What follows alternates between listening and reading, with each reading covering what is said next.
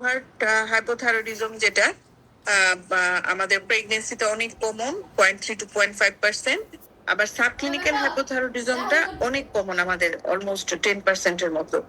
এবং হচ্ছে যে প্রেগনেন্সি একটা ন্যাচারাল একটা স্ট্রেস থাইরয়েড গ্ল্যান্ডের জন্য, কারণ মেটাবলিক ডিমান্ড মাদার এবং বাচ্চার সবার জন্য হচ্ছে বেড়ে যায়। এবং থাইরয়েড হরমোনটা হচ্ছে বাচ্চার জন্য খুবই crucial for fetal brain development, maturation and intellectual development of fetus. আমরা জানি যে মায়ের যদি হাইপোথাইরয়েডিজম আনট্রিটেড থাকে এবং সেটা ওভার হাইপোথাইরয়েডিজম থাকে, তখন কিন্তু যদি ওটা সাউন্ড কমাও, নাহলে দরজা লাগাও, তাহলে হচ্ছে আনট্রিটেড থাকলে বাচ্চা হচ্ছে কনজেনিটাল হাইপোথাইরয়েডিজম বা টেটনিজম যদি হয়, তখন কিন্তু মর্জিনা ওইদিকে যাও, তাহলে বাচ্চার হচ্ছে ইন্টেলেকচুয়াল ডেফিসিট থাকে। হ্যাঁ, এখন হচ্ছে আপনার বাচ্চাটা হচ্ছে T4, যেটা T4টা ম্যাটারনাল T4টা 6 উইকস থেকে বাচ্চার সিলোমিক ফ্লুইডে থাকে এবং 10 থেকে 12 সপ্তাহে ফিটাল থাইরয়েড টিএইচএসটা তৈরি করে। কিন্তু যখন বার্থ হয়, অ্যারাউন্ড 30% অফ ম্যাটারনাল T4 এটা হচ্ছে ফিটাল সেরামে থাকে। আর হাইপো থাইরয়েডিজমের হচ্ছে মেইনলি প্রেগনেন্সিতে দুইটা কারণ, একটা হচ্ছে হাশিমোটোস থাইরয়েডাইটিস, আর একটা হচ্ছে আমাদের আয়োডিন ডেফিসিয়েন্সি। তো আয়োডিন রেপ্লিনিশ যে এরিয়াগুলো, একটু আয়োডিন রেপ্লিনিস্ট যে এরিয়া, সেইটাতে হচ্ছে হাশিমোটোস থাইরয়েডাইটিসটা হচ্ছে আপনার মেইন কারণ, ম্যাক্সিমাম ক্ষেত্রে হয়। আর আয়োডিন ডেফিসিয়েন্ট এরিয়া গুলাতে আয়োডিন ডেফিসিয়েন্সির জন্য হয়। তো এই জন্য হচ্ছে ডব্লিউএইচও যেটা বলছে যে যারা হচ্ছে আপনার প্রেগনেন্সির জন্য হচ্ছে ট্রাই করবে, তারা 3 মাস আগে থেকেই 250 মাইক্রোগ্রাম আয়োডিন হচ্ছে নিবে, এবং থ্রু আউট প্রেগনেন্সি তারা 250 মাইক্রোগ্রাম করে আয়োডিন নিবে। হ্যাঁ, তাহলে মেইন হাইপোথাইরয়েডিজম ইন প্রেগনেন্সির কজ হচ্ছে দুইটা, একটা হচ্ছে হাশিমোটোস থাইরয়েডাইটিস যেটা হচ্ছে আয়োডিন রেপ্লিনিস্ট এরিয়াতে, আরেকটা হচ্ছে আয়োডিন ডেফিসিয়েন্ট এরিয়াতে আয়োডিন ডেফিসিয়েন্সিটা হচ্ছে মেইন কারণ। Other causes of hypothyroidism in pregnancy সেটা হচ্ছে আমাদের সার্জিক্যাল রিমুভাল অফ থাইরয়েড গ্ল্যান্ডের জন্য হতে পারে, রেডিয়েশন ট্রিটমেন্টের জন্য হতে পারে, আবার ওভার ট্রিটমেন্ট অফ হাইপার থাইরয়েডিজমের জন্য হতে পারে। এখন হচ্ছে এই যে আমাদের হাইপোথাইরয়েডিজম বা এটার সাইন সিমটমস কি, আমরা জানি যে সেটা কিন্তু প্রেগনেন্সির সাথে মিমিক করে। অনেক ক্ষেত্রে আমরা প্রেগনেন্সির সাথে মিমিক করে দেখে, ওভারল্যাপিং করে দেখে আমরা কিন্তু গুরুত্ব দেই না। যেমন হচ্ছে প্রেগনেন্সিতে কি হয়, প্রেগনেন্সিতে ফ্যাটিক হয়, ল্যাসিডিউড হয়, উইকনেস থাকে, টায়ার্ডনেস থাকে। হ্যাঁ, তারপরে হচ্ছে যে কনস্টিপেশন হয়, এক্সেসিভ ওয়েট গেইন হয়, হ্যাঁ, অ্যালোপেশিয়া হয়, ড্রাই স্ক্যালি স্কিন, এবং এই সব কিছুই হচ্ছে কিন্তু আমরা হাইপোথাইরয়েডিজমের ফিচার হিসেবে পাই। এবং সাথে হচ্ছে ডিলেড টেন্ডন রিফ্লেক্সটা রিল্যাক্সেশন হয়। হ্যাঁ, কোল্ড ইনটলারেন্স থাকে। হ্যাঁ, আর মাসেল গুলা স্টিফ থাকে, অনেক সময় মাসেল ক্র্যাম্প হয়, প্রেগনেন্সিতেও কিন্তু হয়, এবং কনসেন্ট্রেশনটাও কম হয়, থিঙ্কিংটাও একটু কমে যায়। এই টাইপের প্রবলেম গুলা হচ্ছে হাইপোথাইরয়েডিজমে হয়। এখন হচ্ছে হাইপোথাইরয়েডিজম নিয়ে কেন আমরা এত অরিড হই, কারণ হচ্ছে যে এটা মায়ের এবং বাচ্চার বিভিন্ন ধরনের প্রবলেম করতে পারে। যেমন হচ্ছে মায়ের কি করে, মায়ের হচ্ছে আমাদের প্রিটার্ম বার্থ, প্রম, এরা অ্যানিমিক থাকে। হ্যাঁ, তারপরে হচ্ছে আপনার জিডিএম, পিপিএইচ, প্রিএক্লাম্পসিয়া বা হাইপারটেনসিভ ডিসঅর্ডার, হ্যাঁ, হার্ট ফেলিউর হতে পারে, প্লাসেন্টাল অ্যাব্রাপশন হতে পারে। আর হচ্ছে বাচ্চার কি হয়, বাচ্চার হচ্ছে আপনার যেটা আমরা প্রথম থেকে যেটা নিয়ে অরিড, যে বাচ্চার হচ্ছে আপনার ইন্টেলেকচুয়াল ডেফিসিট হতে পারে, এছাড়া কগনিটিভ ইম্পেয়ারমেন্ট হতে পারে, neuro developmental abnormalities, neurological abnormalities, হ্যাঁ, মিসক্যারেজ হতে পারে। নিউনেটে কি হয়, হাইপার বিলিরুবিনিমিয়া এবং রেসপিরেটরি ডিস্ট্রেস সিনড্রোম। হ্যাঁ, এই এই এই প্রবলেম গুলা হচ্ছে হতে পারে। ঠিক আছে, তাহলে এই এই প্রবলেম গুলো হতে পারে। এছাড়াও হচ্ছে কিছু প্রশ্ন আপনাদের আসতে পারে, যে যেমন হচ্ছে যে অ্যানিমিয়া, হ্যাঁ অ্যানিমিয়া কেন হাইপোথাইরয়েডিজমে হয়, অ্যানিমিয়া কেন হাইপোথাইরয়েডিজমে হয়, বা হচ্ছে এক্লামশিয়া প্রিটার্ম বার্থ কেন হয়। তাহলে অ্যানিমিয়া কেন হয়, কারণ হচ্ছে যে আমাদের যে বেজাল মেটাবলিক রেটটা এটা হচ্ছে কমে যায়, টিস্যু অক্সিজেন ডিমান্ডটা কমে যায়, এই জন্য ইরিথ্রোপয়েটিন প্রোডাকশনটা কমে যায়। এটার জন্য নর্মোক্রমিক নর্ভোসাইটিক অ্যানিমিয়া হতে পারে। এছাড়া আয়রন ডেফিসিয়েন্সি অ্যানিমিয়া হতে পারে, vitamin B 12 deficiency, folate deficiency, bone marrow suppression, এইগুলা হতে পারে। এরপরে হচ্ছে যে প্রিটার্ম বার্থ কেন হয়, হ্যাঁ প্রিটার্ম বার্থ হাইপোথাইরয়েডিজম, হ্যাঁ এটাও কিন্তু একটা কারণ। প্রিটার্ম বার্থ কেন হয়, প্রিটার্ম বার্থ তো তেমন আপনার হচ্ছে যে এটা মেইন যেটা হচ্ছে যে এটাতে হচ্ছে আমাদের মানে আমাদের হচ্ছে একটা হরমোনাল ইমব্যালেন্স থাকে, তারপরে হচ্ছে মানে থাইরক্সিন হরমোনটা কম হয়, এই জন্য সেল সেলের যে ইন্টিগ্রিটিটা সেই ইন্টিগ্রিটিটা কমে যায়। অ্যাসোসিয়েটেড এদের হ্যাপাটাইটিস ডিসঅর্ডার থাকতে পারে, সেইখান থেকে হতে পারে। তারপরে হচ্ছে টিস্যু অক্সিজেনেশন কমে যায়, সেখান থেকে হাইপোক্সিয়া হয়ে ফ্রি রেডিক্যাল অক্সিডেন্ট বেড়ে গিয়ে সেখান থেকে হতে পারে। প্রিএক্লাম্পসিয়া কেন হতে পারে, ওই যে ওই রকম আমাদের কি হয় প্রিএক্লাম্পসিয়াতে আপনার আমাদের হচ্ছে ওই যে একটা হচ্ছে আমাদের হয় ইমিউনোলজিক্যাল একটা ইমব্যালেন্স হয়, অ্যান্টি এনজিওজেনিক প্রপার্টিস গুলা বেড়ে যায়, এনজিওজেনিক প্রপার্টিস গুলা কমে যায়, এবং এই যে সেল মেমব্রেন ইন্টিগ্রিটিটা কমে যায়, তখন এই যে soluble FMS like tyrosine kinase, soluble endoglin, এরকম যে অ্যান্টি এনজিওজেনিক প্রপার্টিস গুলা এগুলা হচ্ছে বাড়তে থাকে। হ্যাঁ এই এই সেল ডিসফাংশন হয়, এই থেকে প্লাসেন্টাল ইনসাফিসিয়েন্সি হয়, প্রিএক্লাম্পসিয়া হয়, এগুলা। তো এইগুলাও হচ্ছে প্রশ্ন কঠিন হলে আপনাদের আসতে পারে যে কেন প্রিএক্লাম্পসিয়া হয়, কেন অ্যানিমিয়া হয়, কেন প্রিটার্ম বার্থ হয়। হ্যাঁ এখন কথা হচ্ছে যে আমরা কি সবাইকে হচ্ছে হাইপো থাইরয়েডিজমের হচ্ছে ইউনিভার্সাল স্ক্রিনিং করবো কেন? এটা নিয়ে কন্ট্রোভার্সি আছে। ইনসাফিসিয়েন্ট ইভিডেন্স আটা আমেরিকান থাইরয়েড অ্যাসোসিয়েশন আটা 2017-তে যেটা বলেছে যে 70% ক্ষেত্রে আমরা হচ্ছে ইউনিভার্সাল স্ক্রিনিং করব, আবার এরা 18% ক্ষেত্রে এটা এগেইনস্টে গেছে, আবার 8% ক্ষেত্রে এরা হচ্ছে কোনো মতামত দেয় নাই। তো এখন পর্যন্ত স্টিল নাও ডিসিশন যেটা যে আমরা আমাদের পার্সপেক্টিভে রুটিনলি আমরা করি না, এটা এখনো এটা প্রেগনেন্সি যে রুটিন টেস্ট সেটাতে আসে নাই। এখানে কাদেরকে আমরা দিব, যে যাদের হচ্ছে এন্ডেমিক জোন যেখানে আছে সেখানে সাইন সিমটমস আছে, বা তার ইনফার্টিলিটির হিস্ট্রি আছে, রিকারেন্ট প্রেগনেন্সি লসের হিস্ট্রি আছে, তার ফ্যামিলি অথবা পার্সোনাল ডিজিজ আছে, থাইরয়েড ডিজিজের টাইপ 1 ডিএম আছে, অথবা আদার কোনো অটোইমিউন। আমরা জানি যে অটোইমিউন একটার সাথে আরেকটা লিঙ্কড, তো এই জন্য টাইপ 1 ডিএম বা অন্য কোনো অটোইমিউন ডিজিজ যদি থাকে, যেমন পার্কিনসন্স ডিজিজ, এরকম পার্নিসিয়াস অ্যানিমিয়া, হ্যাঁ তারপরে হচ্ছে যে তার আগে আরপিএল বা প্রিটার্ম বার্থের হিস্ট্রি আছে, সে অবিস অনেক, তার বয়স হচ্ছে 30-র উপরে, এবং সে লিথিয়াম বা অ্যামিডারন টাইপের ড্রাগস খায়, আগে তার রেডিয়েশনের হিস্ট্রি আছে, নেক রেডিয়েশনে, এদেরকে হচ্ছে আমরা টিএচএস করবো। এখন প্রশ্ন হচ্ছে যে যদি আমরা প্রেগনেন্সিতে টেস্ট করতে দেই, আমরা কি টেস্ট দিব? আমরা সিঙ্গেল টেস্ট প্রথমে দেই, এটা হচ্ছে সেরাম টিএচএস। সেরাম টিএচএস এর প্রেগনেন্সি লেভেলটা আমরা জানি যে first trimester, second trimester, third ট্রাইমেস্টারে লোয়ার লিমিটটা হচ্ছে 0.1, ফার্স্ট ট্রাইমেস্টারে, সেকেন্ড ট্রাইমেস্টারে 0.2, থার্ড ট্রাইমেস্টারে 0.3, এবং আপার লিমিটটা হচ্ছে ফার্স্ট ট্রাইমেস্টারের জন্য হচ্ছে 2.5, সেকেন্ড ট্রাইমেস্টারের জন্য 2.5, থার্ড ট্রাইমেস্টারের জন্য হচ্ছে 3। তাহলে এটা মোটামুটি আমরা সবাই জানি। এটা হচ্ছে আমাদের প্রেগনেন্সির গাইডলাইন। আর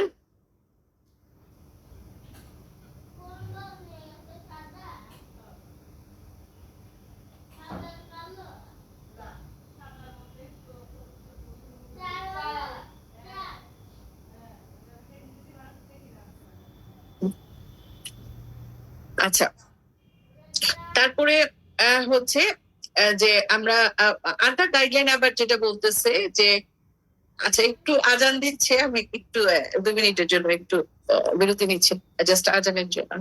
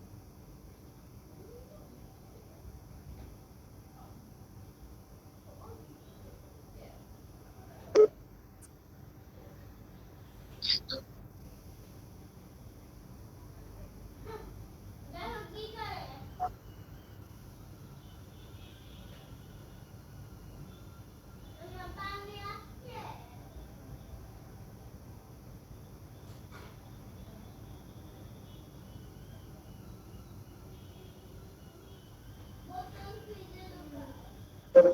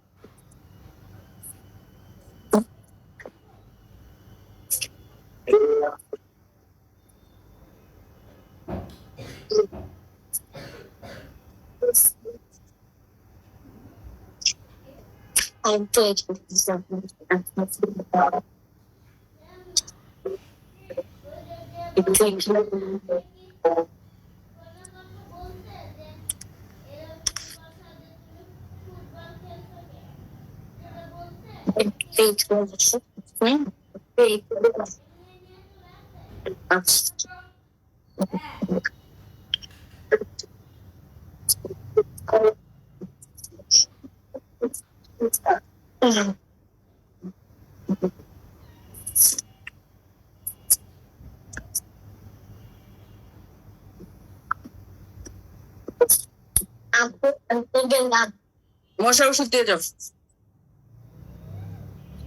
আচ্ছা, আরেকটা হচ্ছে যে আমাদের লোকাল যদি কোনো গাইডলাইন না থাকে, যে আমরা দেখি যে এক একটা ইয়েতে এক একটা ডায়াগনস্টিক সেন্টারে বা এক একটা সেন্টারে এক এক লেভেল ধরে, সেই ক্ষেত্রে আমাদের যেটা আটা গাইডলাইন বলতেছে যে upper limit of reference level, ULRR, হ্যাঁ, upper upper limit of reference range, এইটা থ্রু আউট দ্য ওয়ার্ল্ড একটাই, সেটা হচ্ছে 4।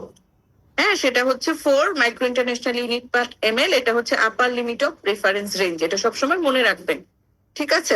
আচ্ছা, এখন হচ্ছে কখন আমরা হচ্ছে ওভার হাইপোথাইরয়েডিজম বলি। ওভার হাইপোথাইরয়েডিজমটা হচ্ছে যে আমাদের টিএইচএসটা যদি 10 বা তার উপরে হয়, আর ইরেসপেক্টিভ অফ FT4 লেভেল, অথবা টিএইচএসটা 4 এর উপরে থাকে এবং FT4টা লো থাকে।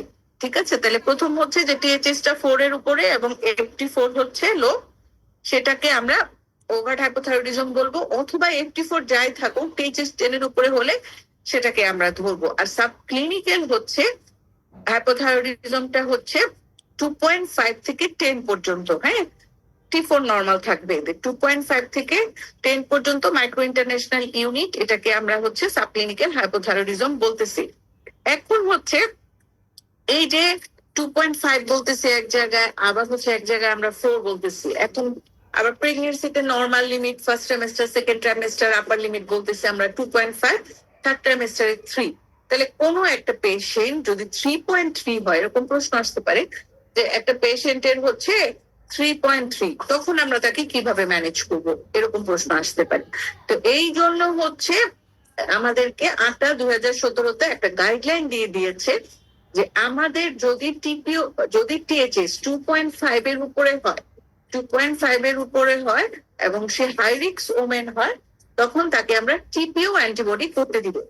এবং 2.5 থেকে 4 যদি থাকে, 2.5 থেকে যেটা হচ্ছে upper limit of preference range, সেখানে হচ্ছে টিপিও অ্যান্টিবডি যদি পজিটিভ থাকে আমি কনসিডার করতে পারি তার লেভোথাইরিক্সিন দিয়ে ট্রিটমেন্ট। আর যদি 4 এর উপরে থাকে তাহলে হচ্ছে টিপিও অ্যান্টিবডি নেগেটিভ থাকলেও বলতেছে যে আমরা প্রেগনেন্সিতে হচ্ছে তাকে শুরু করে দিব। মানে যদি 2.5 থেকে 4 থাকে, টিপিও অ্যান্টিবডি পজিটিভ থাকে, আমরা দিতে পারি, কনসিডার করতে পারি। আর 4 থেকে 10 টিপিও অ্যান্টিবডি যদি নেগেটিভও থাকে, তারপর আমরা তাকে লেভোথাইরোক্সিন দিব। ঠিক আছে। আর যদি টিপিও অ্যান্টিবডি 2.5 থেকে 4 এর মধ্যে নেগেটিভ থাকে, আমরা দিব না। আর যদি হচ্ছে টিপিও অ্যান্টিবডি যেটা বললাম যে 4 থেকে 10 এর মধ্যে নেগেটিভ থাকলে আমরা কনসিডার করতে পারি। ঠিক আছে। আর যদি পজিটিভ থাকে আমরা অবশ্যই দিব। হ্যাঁ, এইটা একটু আপনাদের ক্লিয়ার হয়েছে কিনা আবার একটু বলেন, এটা খুবই ইম্পর্টেন্ট পরীক্ষার জন্য। আপনারা যারা লাইনে আছেন এটা ক্লিয়ার হয়েছে কিনা একটু বলেন।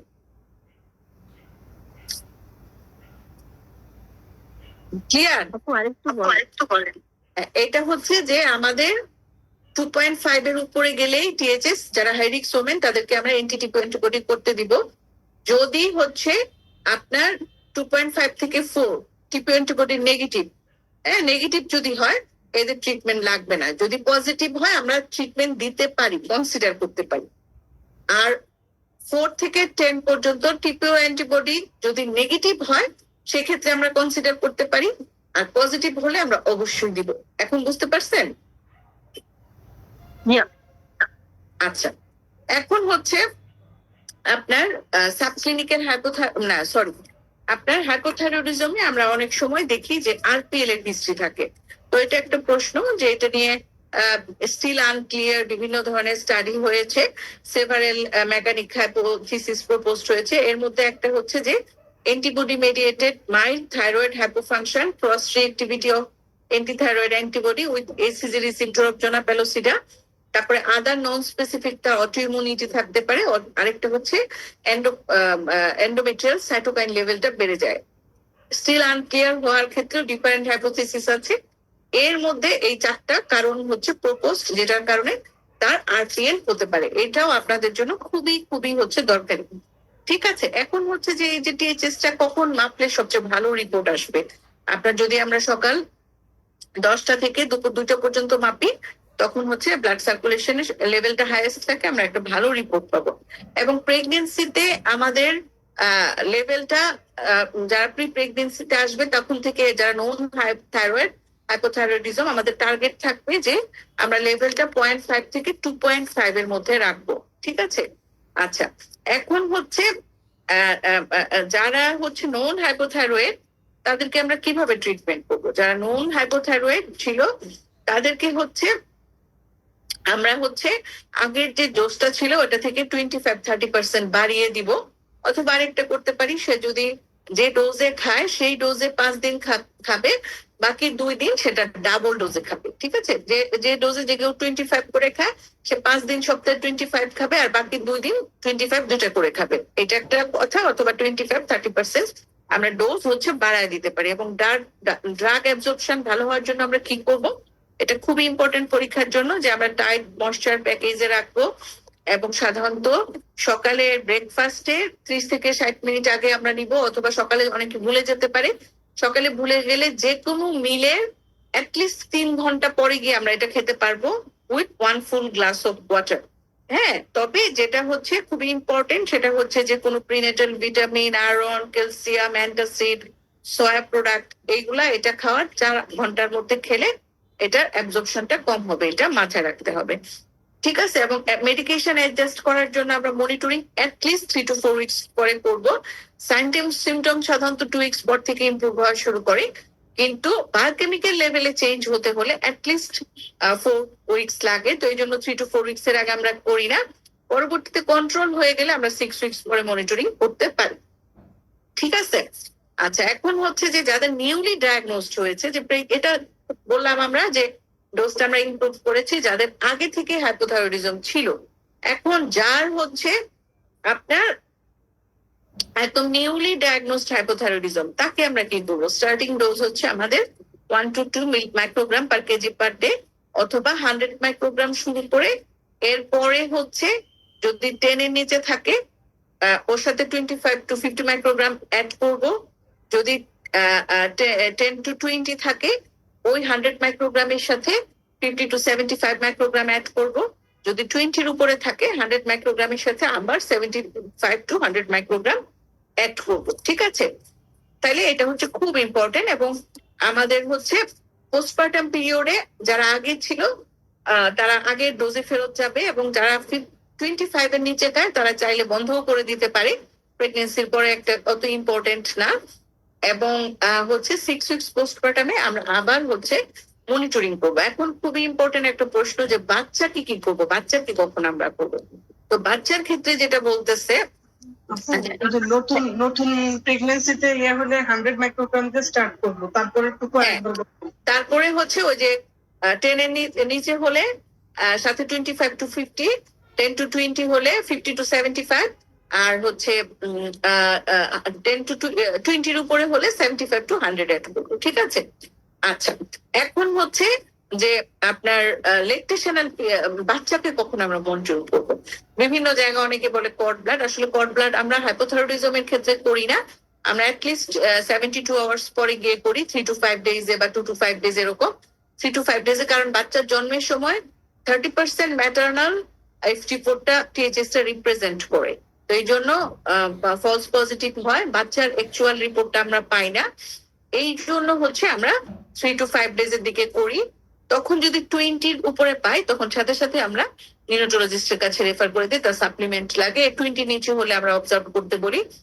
আর হচ্ছে পরবর্তীতে হচ্ছে আপনার যারা হচ্ছে আবার মা যদি কনজেন্টাল হাইপোথাইরয়েডিজমের পেশেন্ট হয়, বা তার অন্য কোনো বাচ্চা কনজেন্টাল হাইপোথাইরয়েডিজমের, বা তার হচ্ছে যদি হাইপারথাইরয়েডিজম থাকে, সে যদি এন্টি থাইরয়েড ড্রাগ খায়, তখন কিন্তু আবার এই জন্মের সাথে সাথে আমরা নিতে পারি কর্ড ব্লাড, বা জন্মের সাথে সাথে নিতে পারি, কারণ ওই টাইমটা খুব ক্রুশিয়াল যদি তার ফ্যামিলি হিস্ট্রি থাকে। ঠিক আছে, এছাড়া প্রিটার্ম বার্থ যদি হয়, অনেক সময় ওইটা অনেক কম হয়, তখন আমরা পরবর্তীতে আবার রিপিটও করতে পারি। হ্যাঁ, 6 উইকস পরে বাচ্চারা আবার রিপিট করতে পারে, এরকমও গাইডলাইনে আসছে। ঠিক আছে, আচ্ছা এরপরে হচ্ছে আমাদের ইম্পর্টেন্ট যেটা, এটা হচ্ছে hyperthyroidism in pregnancy. Hyperthyroidism in pregnancy কেন হতে পারে?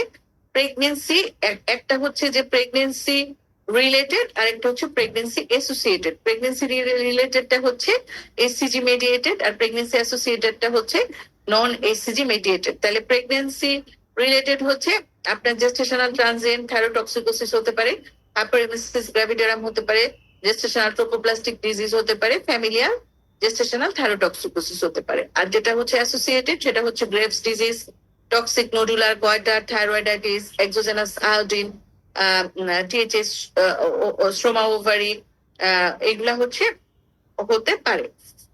হাইপারথাইরয়েডিজম নিয়ে অত বেশি প্রশ্ন আমাদের আসে না, যেটা খুব ইম্পর্টেন্ট সেটা হচ্ছে একটা সিনারিও দিয়ে দিতে পারে যে তার THS 0.009, 0.008, FT4টা 1.4, 1.5, হ্যাঁ এরকম যদি হয়, মানে FT4টা নর্মাল, THSটা অনেক কম, বা FT4টা বেশি, যেটাকে আমরা হাইপারথাইরয়েডিজম বলি। হ্যাঁ, তো এরকম একটা সিনারিও দিয়ে বলতে পারে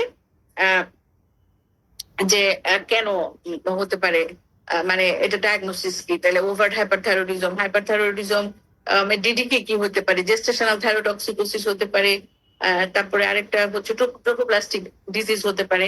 ট্রোপোপ্লাস্টিক ডিজিজে কেন, যেটা হচ্ছে যে বিটা সাবইউনিট অফ সিরাম, মানে বিটা সাবইউনিট যেটা, সেটা হচ্ছে THS এর সাথে হচ্ছে মিমিক করে, হোমোলোগাস আর কি, মানে এসসিজির বিটা সাব ইউনিটটা THS এর সাথে হোমোলোগাস, এই জন্য। ঠিক আছে, তো এখানে যদি আমরা প্রেগনেন্সিতে এরকম থাইরোটক্সিকোসিস এর পেশেন্ট পাই, আমরা কি কি টেস্ট করতে দিব? FT4, FT3, তারপরে THS এদের থাকে, THS receptor antibody, anti thyroid antibody, আর থাইরয়েড গ্ল্যান্ডের আল্ট্রাসাউন্ড, সাথে OGTT, CBC, এইগুলা হচ্ছে আমরা করতে দিব। এবং এদের যে প্রবলেম গুলো হয় আমরা জানি, টি দিয়ে আমরা ছোটবেলায় শিখছিলাম, ট্যাকিকার্ডিয়া থাকবে বা পালপিটেশন থাকবে, তারপর টসিস থাকে, আরেকটা কি থাকবে,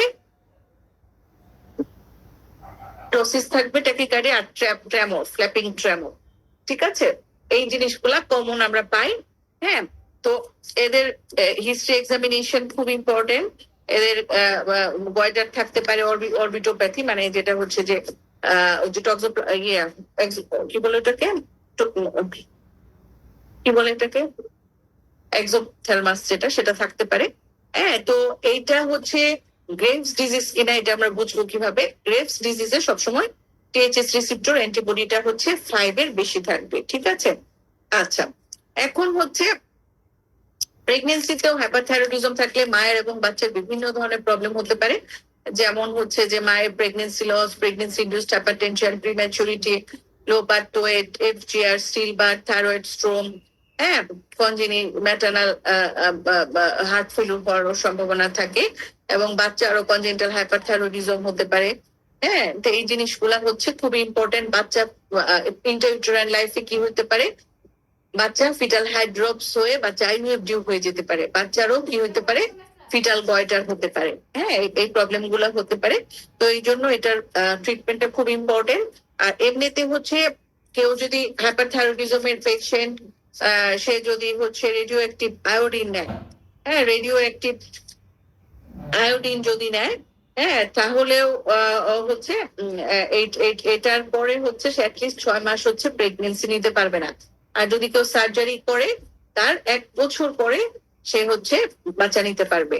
ঠিক আছে, এই জিনিসগুলো খুব ইম্পর্টেন্ট। আর যারা হচ্ছে কার্বিমাজল, মেথিমাজল নেয়, ওরা অবশ্যই প্রিকনসেপশনাল কাউন্সিলিং এ যাবে, এবং এটা চেঞ্জ করে যেটা এটার জন্য সেফ প্রোপাল থাইরাসিল পিটিইউ সেটা নিবে। সেই পিটিইউটা হচ্ছে কনসিডারেবলি সেফ। আমরা 15 উইকস পর্যন্ত সেফ থাকার জন্য পিটিইউ দেই আমরা, 150 থেকে 450 মিলিগ্রাম পর্যন্ত দিতে পারি। তারপরে 15 উইকস থেকে আবার আমরা কার্বিমাজল, ম্যাথিমাজলে হচ্ছে সুইচ করি, এবং এদের আমরা মনিটরিং করি এখানেও, যে প্রথমে আমরা 2 to 4 উইকস পরে দেখি যেটা কি অবস্থা, কন্ট্রোল হয়ে গেলে 4 to 6 উইকস আমরা টিএইচএস FT4 দিয়ে মনিটরিং করি। আর কার্বিমাজল, মেথিমাজলের হচ্ছে ফার্স্ট ট্রাইমেস্টারে কেন আমরা ইউজ করি না, লিথিয়াম একদম কন্ট্রাইন্ডিকেটেড প্রেগনেন্সিতে, একদম এক্স মানে এটা ব্যবহারই করা যাবে না। বাচ্চার একদম লিথাল অ্যানোমেলি হয়, অ্যাবস্টেইন অ্যানোমেলি, হার্টের অ্যাবস্টেইন অ্যানোমেলি হলে বাচ্চা বাঁচে না, এটা হচ্ছে এই লিথিয়ামে হয়। আর কার্বিমাজল, মেথিমাজলে কি হয়, বাচ্চার হচ্ছে সিএনএস অ্যাবনর্মালিটি, তারপরে স্কাল্প অ্যাবনর্মালিটি।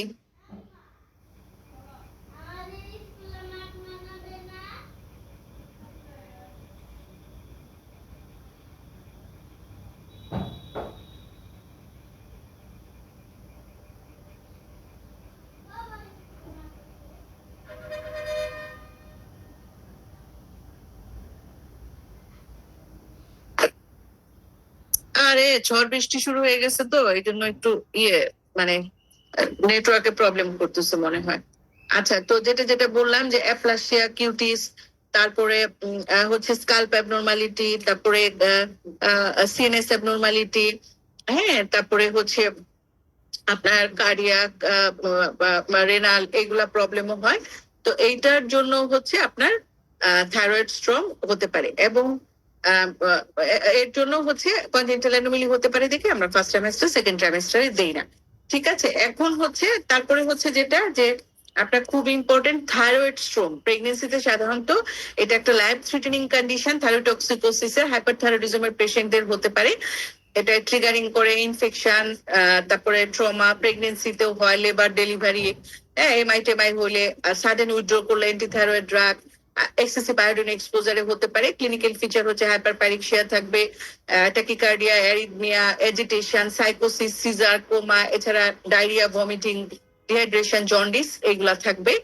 এবং আমাদের সাপোর্টিভ কেয়ার নিতে হবে, আইসিইউ, তারপরে IV paracetamol, oxygen, IV fluid, তারপরে প্রোপাল থাইরাসিল দিতে হবে একদম প্রথমে, এরপর লুগোসায়োডিন দিতে হবে, প্রোপানল দিতে হবে, কটসন ইনজেকশন দিতে হবে, এবং প্রিসিপিটেটিং কজের করতে হবে। এবং এটা খুবই খুবই ইম্পর্টেন্ট, কারণ কার্ডিয়াক ফেইলিউর হয়ে যেতে পারে, অ্যারিথমিয়া, শক, ডেথ হয়ে যেতে পারে। হ্যাঁ, এটা পোস্টপার্টামে অনেক সময় হয় বা লেট ট্রাইমেস্টারে হয়। এই থাইরয়েড স্ট্রোমটা খুব খুব ইম্পর্টেন্ট। আজকেও ঝড় বৃষ্টি, একদম মুষলধারে বৃষ্টি হচ্ছে। যদি কোনো কারণে ক্লাস না শুনতে পারেন আমাকে একটু জানাবেন। হ্যাঁ, আমার তো এখানে নাম্বার আছে, ফোনটা আমি তো বুঝি না গতকালকেও ক্লাস নিচ্ছি।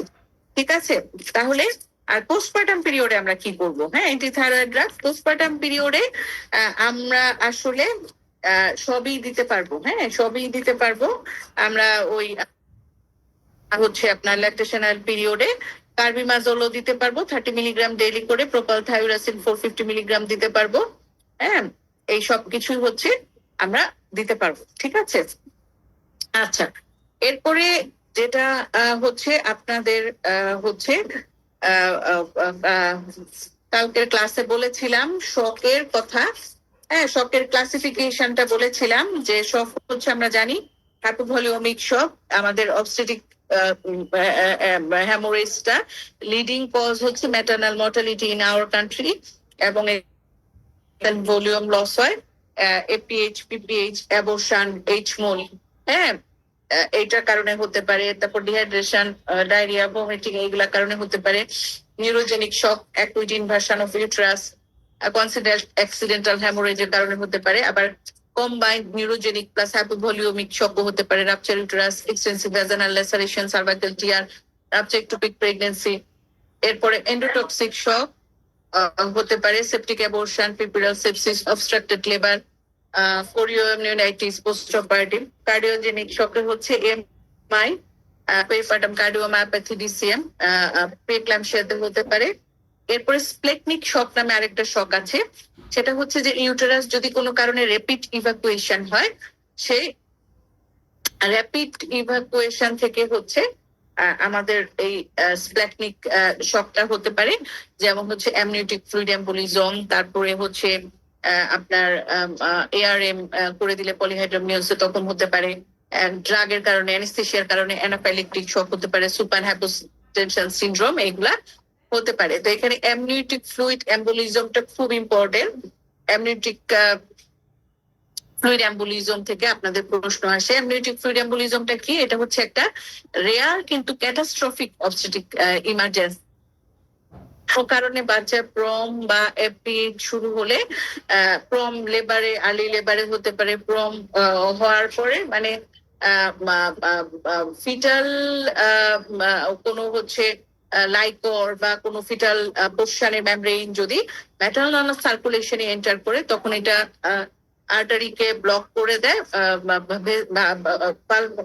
পালমোনারি এম্বোলিজম, পালমোনারি আর্টারিকে ব্লক করে, তখন হচ্ছে পেশেন্টের কি হয়, আপনার এক হচ্ছে সিভিয়ার ব্লিডিং শুরু হয়, তারপরে হচ্ছে তার ডিসনিয়া, মানে ডিসনিয়া। আপা অনেক ঝড় শুরু হচ্ছে, তো আমি একটু ক্যামেরাটা বন্ধ করে দিই, নাহলে সমস্যা হবে। হ্যাঁ, অনেক অনেক ঝড় শুরু হচ্ছে, পরে আবার করলে আমি করছি। এসিডিসি বন্ধ করে দাও। আচ্ছা আচ্ছা, তারপরে না তুমি দিয়ে দাও। তারপরে হচ্ছে আপনাদের না শোনা গেলে বললেন অনেক ঝড় হচ্ছে। তারপরে হচ্ছে যেটা আপনার এটাতে হচ্ছে তাহলে হচ্ছে আমাদের আমাদের হচ্ছে যেটা বললাম যে তার ব্লিডিং হবে বেশি, তারপরে হচ্ছে যে তার সাডেন সে হচ্ছে কলাপস করতে পারে, সাডেন কলাপস করতে পারে, তারপরে sudden dyspnoea, cyanosis, hypoxia, cardiac arrest হয়ে যেতে পারে। এবং এটা হচ্ছে কার্ডিওপালমোনারি কলাপসের ফেজ, আরেকটা হচ্ছে হ্যামোরেজিক ফেজ। হ্যাঁ,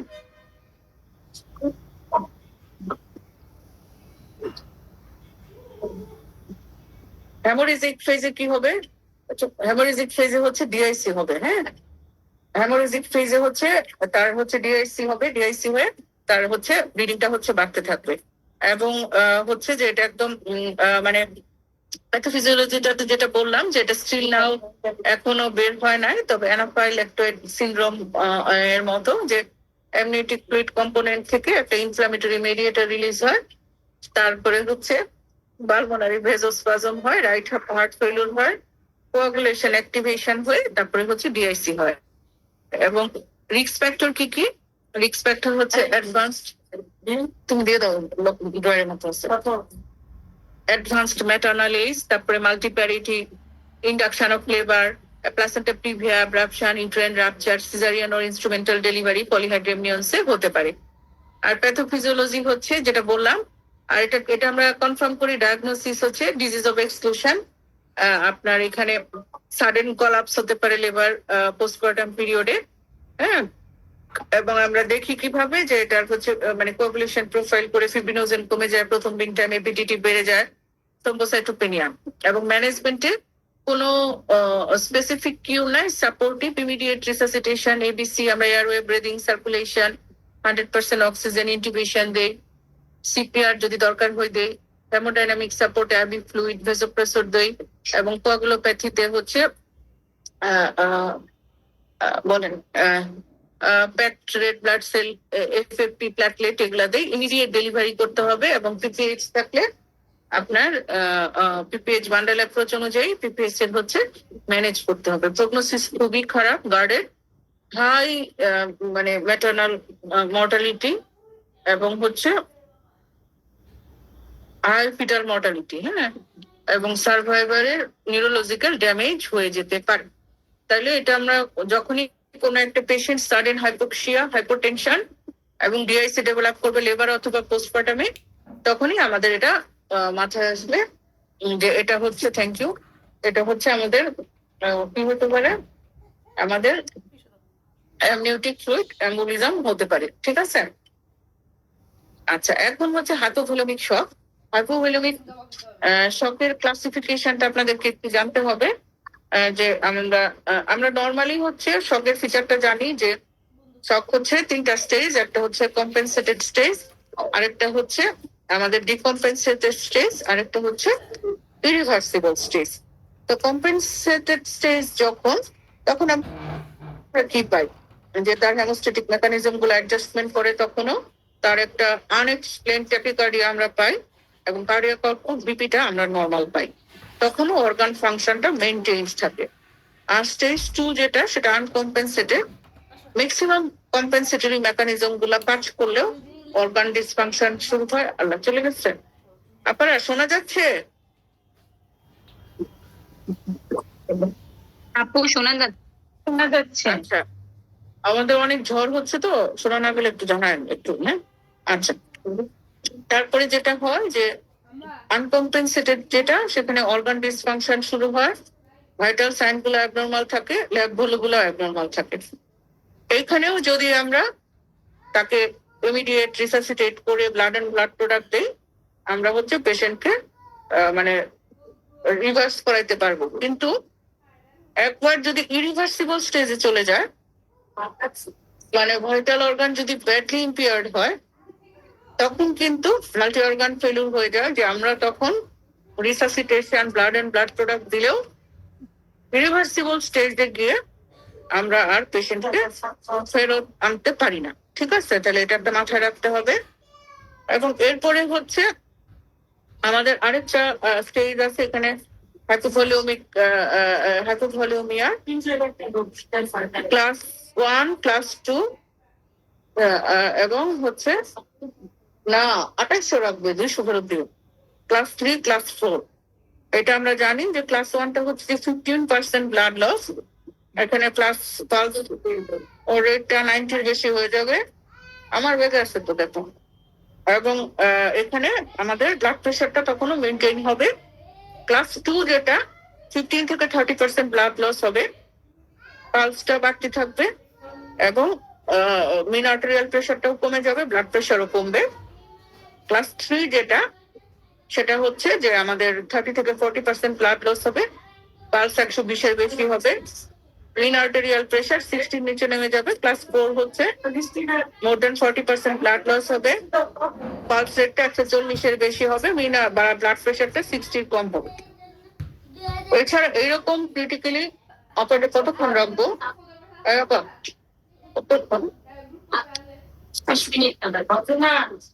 তো এখানে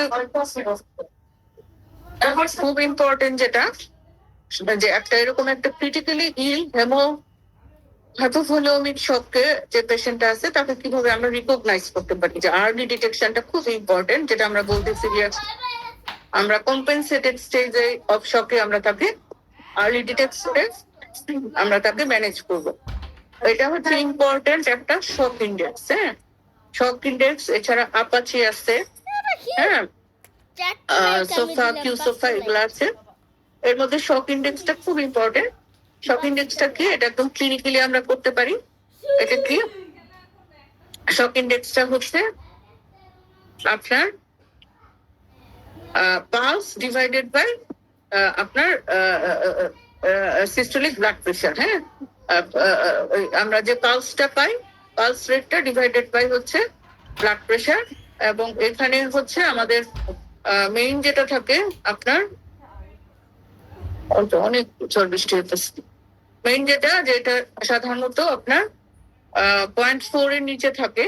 যদি হচ্ছে এর উপরে হয়, মানে যদি 0.9 এর উপরে হয়, তাহলে এটা ইমিডিয়েট রিসাসিটেশন লাগবে, এবং 1.2 এর নিচে হলে এটা আইসিইউ ম্যানেজমেন্ট লাগবে, এবং এটার আউটকাম খারাপ। হ্যাঁ, তাহলে শক ইন্ডেক্স কিন্তু আপনাদের হচ্ছে সবটা একটু রেডি করে রাখতে হবে।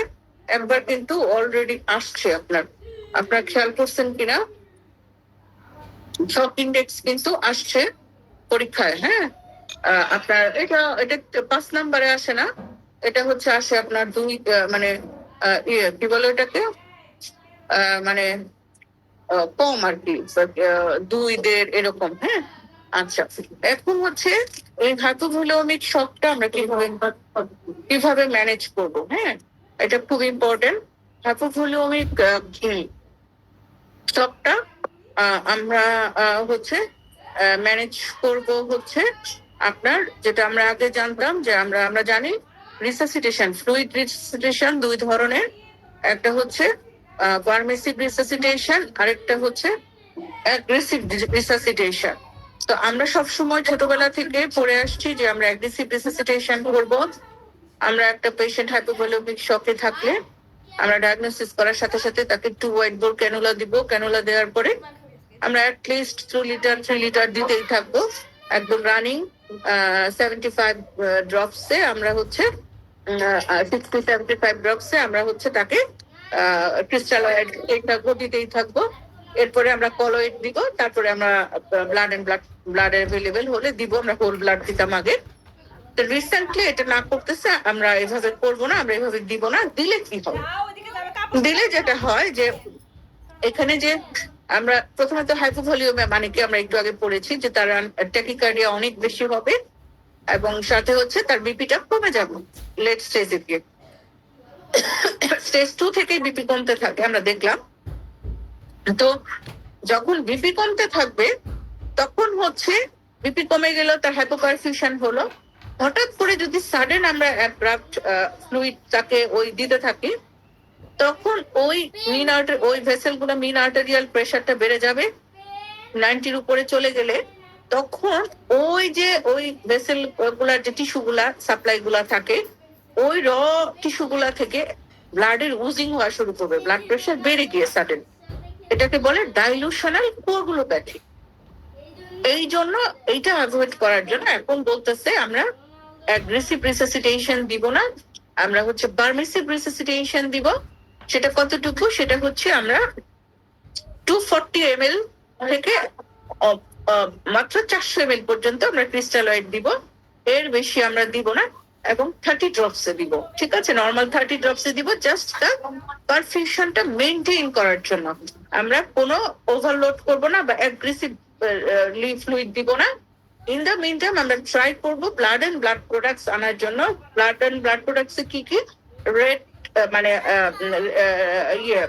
প্যাকড রেড আরবিসি, তারপরে হচ্ছে ফ্রেশ ফ্রোজেন প্লাজমা, প্ল্যাটলেট, অথবা যদি তার হাইপোফিব্রিনোজেনিমিয়া ডেভেলপ করে ফেলে তাহলে আমরা ক্রায়োপ্রেসিপিটেট দিব। এবং এইখানে হচ্ছে আমাদের আমরা জানি যে এটা 1:1:1 অথবা আমরা হচ্ছে 2:1:1 দিব। এখন আরেকটা কথা হচ্ছে যে আমরা কলয়েড কিন্তু এখন এখানে না করতেছে। কেন কলয়েড না করতেছে? কলয়েড লার্জার মলিকুল, এবং এটা হচ্ছে এক্সট্রাভাস্কুলার স্পেসে জমা হয়ে যেটা হয় তার হচ্ছে আপনার কি হতে পারে, কলয়েড দিলে তার হাইপার ভলিউমিয়া হতে পারে, তখন পালমোনারি ইডিমা বা সিসিএফ হতে পারে। এই জন্য হচ্ছে আমরা হচ্ছে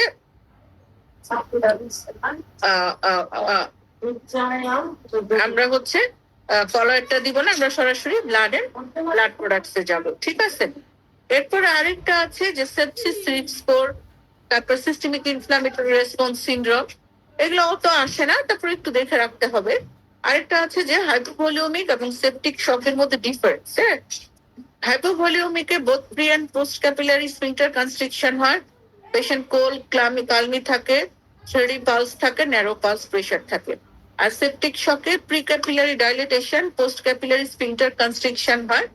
এই যে প্রি ক্যাপিলারি ডাইলেটেশন থাকে, এই জন্য পেশেন্ট ওয়ার্ম অ্যালার্ট থাকে, এবং হাইপোভলিউমিকে যেমন হচ্ছে থ্রেডি পালস থাকে, এখানে বাউন্ডিং পালস থাকে, ওখানে ন্যারো পালস প্রেশার থাকে হাইপোভলিউমিকে, এবং সেপটিক শকে ওয়াইডেন পালস প্রেশার থাকে।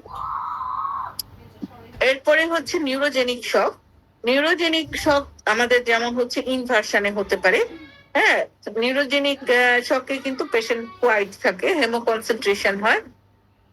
এখানে এইট্রন ইনভার্সনে দুই ধরনের শক হতে পারে। যদি পিপিএইচ থাকে তাহলে হাইপোভলিউমিক শক, যে অনেক সময় রিটেন প্লাসেন্টা থাকে তখন হতে পারে। আর মেইনলি যেটা হয়, মেইনলি হচ্ছে আপনার নিউরোজেনিক শক হয়। কেন নিউরোজেনিক শক হয়? এটা হচ্ছে যে নার্ভের যে টর্শনটা হয় due to stretching of infundibular ligament, সেটার জন্য হতে পারে। Pressure on the ovaries as they are drag to the fundus through, cervical ring, peritoneal irritation. হ্যাঁ, এই তিনটা কারণে নিউরোজেনিক শক হতে পারে। হ্যাঁ, আচ্ছা, পরে পরে পরে। আচ্ছা, এখন হচ্ছে একটা শকের পেশেন্টকে তাহলে আমরা এইভাবে ম্যানেজ করব। এখন হচ্ছে আমাদের আপনার মনিটরিংটাও খুব ইম্পর্টেন্ট। আমরা এইসব পেশেন্টদের ইমিডিয়েট ট্রিটমেন্ট করে আর্টারিয়াল মনিটরিং এর সাথে সাথে আমরা সিভি মনিটরিংটাও করতে পারি, সেন্ট্রাল ভেনাস মনিটরিং এ। সিভিপি হচ্ছে 12 থেকে 15 সেন্টিমিটার অফ ওয়াটার নর্মাল। এছাড়া তাদের pulse, blood pressure, respiratory rate, তারপরে হচ্ছে আরেকটা কি দেখবো, ইউরিন আউটপুটটা খুব খুব ইম্পর্টেন্ট। হ্যাঁ, ইউরিন আউটপুট কত হতে হবে? অ্যাটলিস্ট 30 ml পার কেজি, 30 ml পার আওয়ার। হ্যাঁ, এটা মাথায় রাখতে হবে। তারপরে পালমোনারি আর্টারি ক্যাথেটার করতে পারি আমরা পালমোনারি ওয়েস্ট প্রেশার দেখার জন্য, যেটা 10 to 15 সেন্টিমিটার অফ ওয়াটার। ঠিক আছে, এবং আমাদের আর্লি গোল থাকবে মিন আর্টারিয়াল প্রেশারটা মোর দেন 65 করার জন্য মিলিমিটার অফ মার্কারি, এবং ইউরিন আউটপুটটা মোর দেন 0.5 ml পার কেজি পার আওয়ার, অথবা 30 ml পার আওয়ার করার জন্য। ঠিক আছে, সেপটিক শকটাও ইম্পর্টেন্ট। হ্যাঁ, সেপটিক শকে যেমন আমরা এয়ারওয়ে, ব্রিদিং, সার্কুলেশন এগুলো দিব। হ্যাঁ, আমরা ওরকম ফ্লুইড দিব পারমিসিভ রিসাসিটেশনে। এরপরে হচ্ছে আমরা ব্রড স্পেকট্রাম অ্যান্টিবায়োটিক্স দিব। হ্যাঁ, এজিএম দিয়ে আমরা। তারপরে হচ্ছে আমাদের অনেক সময় গ্লাইসেমিক কন্ট্রোল করতে হয়। হাইপারগ্লাইসেমিয়া থাকলে আমরা ইনসুলিন দিই। হ্যাঁ, স্টেরয়েড দিই আমরা সেপসিসের, কর্টিকোস্টেরয়েড দিই, যেটা anti inflammatory, cell membrane stabilising হিসেবে কাজ করে। আমরা এছাড়াও ইপিনেফ্রিন, নন এপিনেফ্রিন এগুলা দিই। অনেক সময় ভলিউম ওভারলোড থাকলে আমরা ডায়োরেট্রিক্সও দিই। ঠিক আছে, তো এই জিনিসগুলো আমাদের মাথায় রাখতে হবে। এরপরে হচ্ছে আমরা কি কি ইনভেস্টিগেশন দেই? আমরা সাধারণত একটা CBC, blood grouping, Rh typing দেই, ক্রিয়েটিনিন, ইলেকট্রোলাইট, কোয়াগুলেশন প্রোফাইল। তারপরে আর এটা আমরা হাইপোভলিউমিক শকে দিই। আর যদি সেপটিক শক থাকে, এটার সাথে ব্লাড কালচার, ব্লাড ল্যাকটেট, বান, হাই ভ্যাজানাল সোয়াব, এন্ডোসার্ভাইকাল সোয়াব, এগুলো আমরা হচ্ছে দেই। ঠিক আছে, তাহলে এই মোটামুটি আমাদের হচ্ছে শক থেকে প্রশ্ন। হ্যাঁ, আচ্ছা, এখন হচ্ছে কিডনিটা খুব ইম্পর্টেন্ট, যেহেতু আপনারা ক্লাস কালকে করেন নাই। তো কিডনিতে হচ্ছে কিছু কিছু জিনিস যেগুলো আপনারা বইয়ে সবসময় পড়েন, ওগুলো জাস্ট আমি বলতেছি যে ওগুলো ইম্পর্টেন্ট, 1-2 সেশন পর পরই আসে।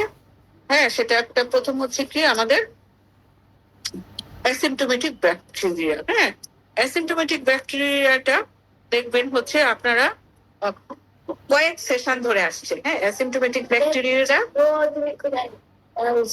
আপনার কয়েক সেশনে আপনার যখন আগে হচ্ছে শর্ট নোট আসতো তখনই বেশি আসতো, এসিকিউতে আসলে এখন আসার সম্ভাবনা কমে গেছে। তারপরেও দেখা যায় যে এসিকিউ হিসেবেও আসে, হ্যাঁ, এসিকিউ হিসেবে আসে। আহ, আহ, আহ, এই যেটা ফেলে দাও এটা, হ্যাঁ এসিকিউ হিসেবে আসে। তো এটা একটু আপনার ফেলে দাও, এসিকিউ হিসেবে আসে, এটাও আপনারা একটু ভালো করে আপনাদের রেনাল ডিজিজে পড়ে নিতে হবে। আপনাদের আমরা জানি যে হচ্ছে এটা যেটা হচ্ছে আচ্ছা এখন একটু ঝড়টা কমছে, যেটা হচ্ছে যে আপনার ঝড়টা একটু কমছে এখন, যেটা বলতেছিলাম যে অ্যাসিম্পটোমেটিক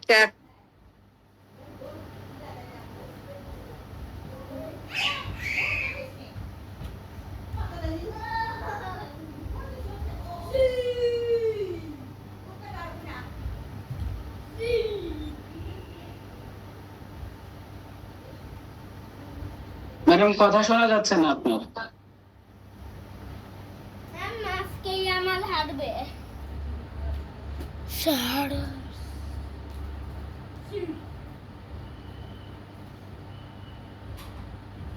কিন্তু হচ্ছে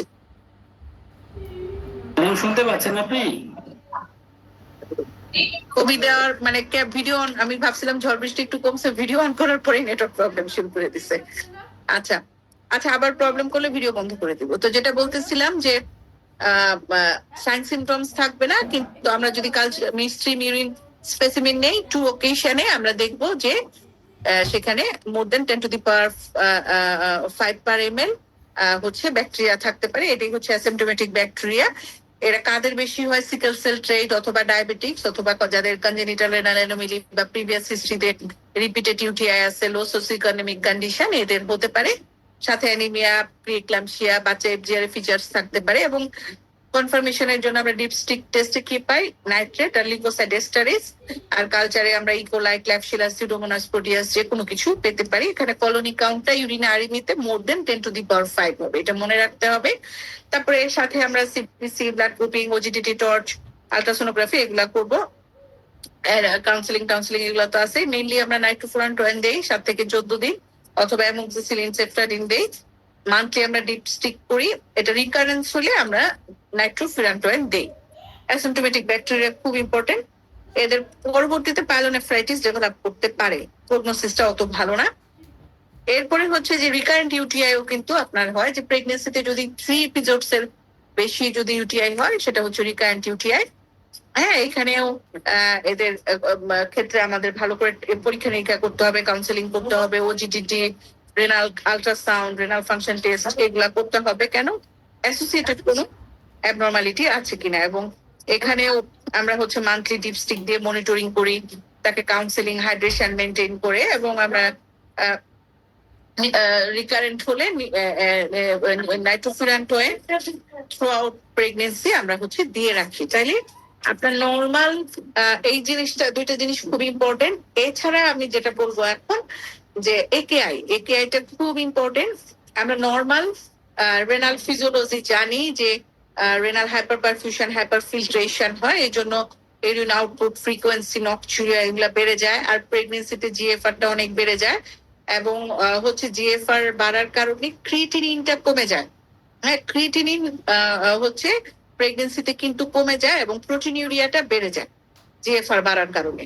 প্রোটিনিউরিয়াটা বাড়ে, অন দ্য আদার হ্যান্ড ক্রিয়েটিনিনটা কমে। তো নর্মাল প্রেগনেন্সি ক্রিয়েটিনিন হচ্ছে 0.6 থেকে 0.9 এর মধ্যে, 0.4 থেকে 0.9 এর মধ্যে থাকবে। এর বেশি হলে তাকে কিন্তু আমরা রেনাল কম্প্রোমাইজ বলবো।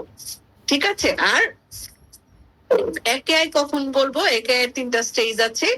হ্যাঁ, একটা হচ্ছে ক্রিয়েটিনিন লেভেল অনুযায়ী, আর একটা হচ্ছে ইউরিন আউটপুট অনুযায়ী, যেটা আমাদের একিন ক্রাইটেরিয়া বলে, অ্যাকুইট কিডনি ইনজুরি নেটওয়ার্ক। এইখান থেকে এটা আসছে একেআই। এখানে হচ্ছে স্টেজ 1 হচ্ছে আপনার 1.5 থেকে 1.9 পর্যন্ত হতে পারে। স্টেজ 2 হচ্ছে 2 থেকে 2.9 ক্রিয়েটিনিন, আর স্টেজ 3 হচ্ছে 3 এর উপরে। আর ইউরিন আউটপুট দিয়ে যদি আমরা দেখি যে less than 0.5 ml per kg per hour যদি 6 to 12 আওয়ার্স থাকে, এটা হচ্ছে স্টেজ 1। এরপরে হচ্ছে যদি less than 8.5 ml per hour, এটা যদি 12 আওয়ারের বেশি থাকে, এটা হচ্ছে স্টেজ 2। আর এই স্টেজ 3টা আরো খারাপ, এটা হচ্ছে লেস দেন 0.3 ml। যদি 24 আওয়ারের বেশি থাকে এটা হচ্ছে স্টেজ 3, অথবা 12 আওয়ার ধরে তার কোনো ইউরিন আউটপুট নেই, অ্যানুরিয়া, এটা হচ্ছে স্টেজ 3। ঠিক আছে। এছাড়া আমরা জানি যে ইয়েতে প্রেগনেন্সিতে হচ্ছে renal size, pelvic calyceal, urethral, bladder, urethral morphological changes হয়। এর ফলে ইউরিনারি স্টেসিস এবং ভেসিকুলেটরি রিফ্লাক্স হয়। ঠিক আছে। আচ্ছা, এই আম্মা, আম্মা একটু আসো তো এদিকে। আচ্ছা, এখন একেআই হচ্ছে কি? একেআই হচ্ছে যে end point of a number of obstetric and non obstetric condition. মানে এখানে হচ্ছে মেইনলি আমাদের 3টা পয়েন্ট, যে নর্মাল যে রেনাল ফাংশনটা। মুস্তফারে বলো একটু থাকার জন্য, আমার একটু ওজিস ভিডিও আসবো না, অপারেশন আছে 6টার সময়, আমি 20 মিনিট যেতে পারবো না, তোমার মোবাইল দিয়ে বলো। এখানে হচ্ছে 3টা জিনিস। একটা হচ্ছে abrupt সিসেশন of normal renal function, তার নর্মাল রেনাল ফাংশনটা সিসেশন হয়ে যাবে, আসবে এখনই। এরপরে হচ্ছে যে 3টা কারণ। একটা হচ্ছে প্রি রেনাল হচ্ছে যেগুলো হচ্ছে আপনার তার রেনাল হাইপোপারফিউশন হবে, যেমন হচ্ছে প্রেগনেন্সিতে কি হতে পারে, ম্যাসিভ অ্যান্টিপার্টাম হ্যামোরেজ অথবা পোস্টপার্টাম হ্যামোরেজ হতে পারে। তারপরে হচ্ছে হাইপারেমিসিস গ্র্যাভিডারাম থেকে হতে পারে, ওভারিয়ান হাইপারস্টিমুলেশন, ডিহাইড্রেশন থেকে হতে পারে, সেপসিস, সিসিএফ থেকে হতে পারে। এটা হচ্ছে প্রি রেনাল, যেটা হচ্ছে হাইপোপারফিউশন হবে। রেনাল যেটা, যে তার হচ্ছে কোনো ইন্ট্রিনসিক রেনাল ডিজিজ থেকে হতে পারে, যেমন HELLP syndrome, acute cortical necrosis, acute fatty liver of pregnancy, preeclampsia, DIC, এগুলাতে হতে পারে। Acute tubular necrosis.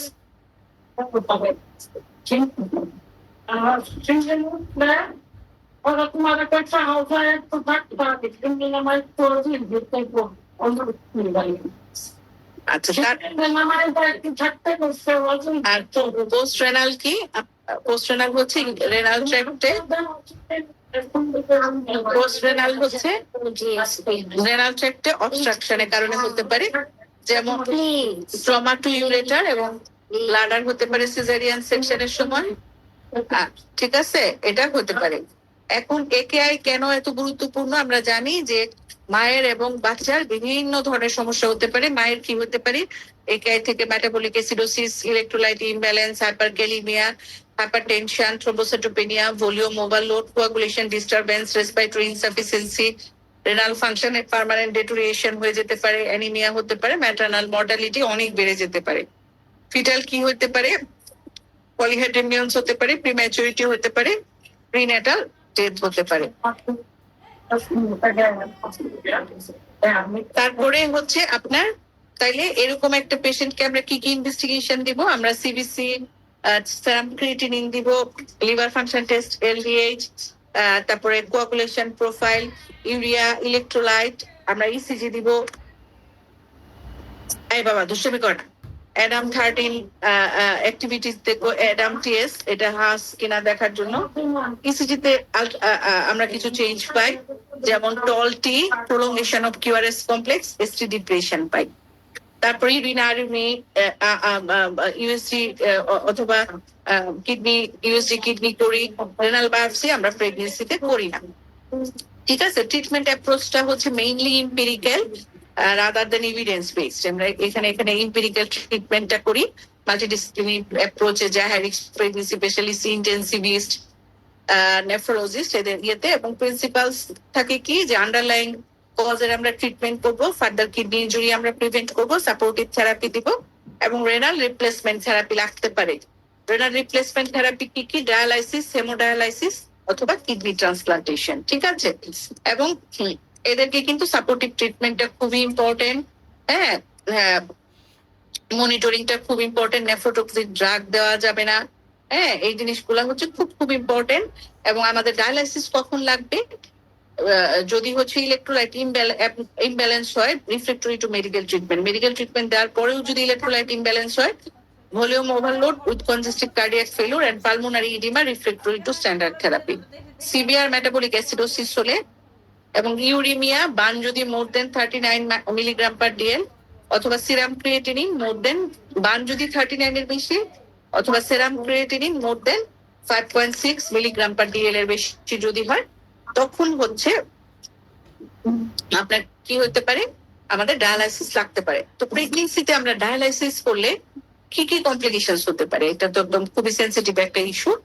যদি আমরা প্রেগনেন্সিতে ডায়ালাইসিস করি, সেই ক্ষেত্রে ম্যাটারনাল ইন্ট্রাডায়ালিটিক হাইপোটেনশন হতে পারে, এদের ইরাইথ্রোপয়েটিন রেজিস্ট্যান্ট এনিমিয়া হতে পারে, হাইপারটেনশন হতে পারে, প্রোটিনিউরিয়া হতে পারে, হাইপোক্যালসিমিয়া হতে পারে, মেটাবলিক অ্যাসিডোসিস, প্লাসেন্টাল অ্যাব্রাপশন হতে পারে। ফিটাল হচ্ছে spontaneous abruption, still birth, neonatal death, FGR, এগুলা হচ্ছে হতে পারে। এখন প্রি এক্লাম্পসিয়ার কোনো পেশেন্টের যদি একেআই হয়, তাকে আমরা কিভাবে ম্যানেজ করবো? প্রি এক্লাম্পসিয়ার পেশেন্টের একেআই হলে আমরা, এটা খুব ইম্পর্টেন্ট, তার একদম টিবুলার নেক্রোসিস হয়ে যেতে পারে। এই জন্য হচ্ছে আমরা দেখবো যে প্রথমেই তার ক্রিয়েটিনিন লেভেলটা কত। যদি ক্রিয়েটিনিন লেভেল 1.3 থাকে, তাহলে প্রেগন্যান্সি টার্মিনেট করে ফেলতে হবে। অথবা আগের দিন যা ছিল, পরের দিন যদি তা থেকে 1 বেড়ে যায়, যেমন আগের দিন 0.6 ছিল বা 0.5 ছিল, পরের দিন যদি 1.5 হয়ে যায়, ডেইলি আমরা ক্রিয়েটিনিন মনিটরিং করবো, তখনও হচ্ছে আমাদের টার্মিনেশন করে ফেলতে হবে। তাহলে এটা একটা খুব ইম্পর্টেন্ট ইস্যু। আরেকটা হচ্ছে যে ফ্লুইড ম্যানেজমেন্ট। আমরা জানি যে প্রি এক্লাম্পসিয়াতে যেটা হয় যে এক্সট্রাভাস্কুলার স্পেসে আমরা যদি ফ্লুইড বেশি দেই, কলোয়েড দেই, ওভারলোড হবে। আবার ইন্ট্রাভাস্কুলারে হাইপোভলিউমিয়া হতে পারে। এই জন্য কিন্তু আমাদের মানে ফ্লুইডটা হচ্ছে আমরা বেশি দেই না, আমরা হচ্ছে আপনার মানে লো ডোজে দেই। হ্যাঁ, আমরা লো ডোজে দেই, এবং যদি তার ওভারলোড হয়ে যায়, আমরা কিন্তু তখন আমাদের ডায়াবেটিক্স দিতে হয় এবং ফ্লুইড রেস্ট্রিকশন রাখতে হয়। আমরা 75 ml পার আওয়ারের বেশি হচ্ছে দেই না। ঠিক আছে, তাহলে এই জিনিসগুলা মাথায় রাখতে হবে। এরপরে হচ্ছে সিকিডি। এখন কিন্তু একটু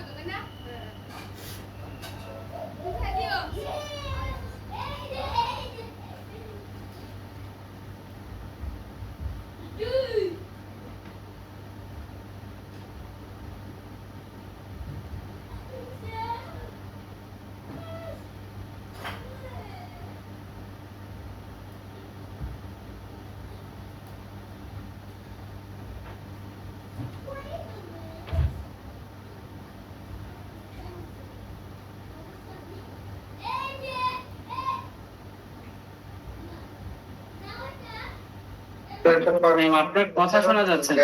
ভালোবাসা আছে না জান, একটা ভালোবাসা আপনার আছে।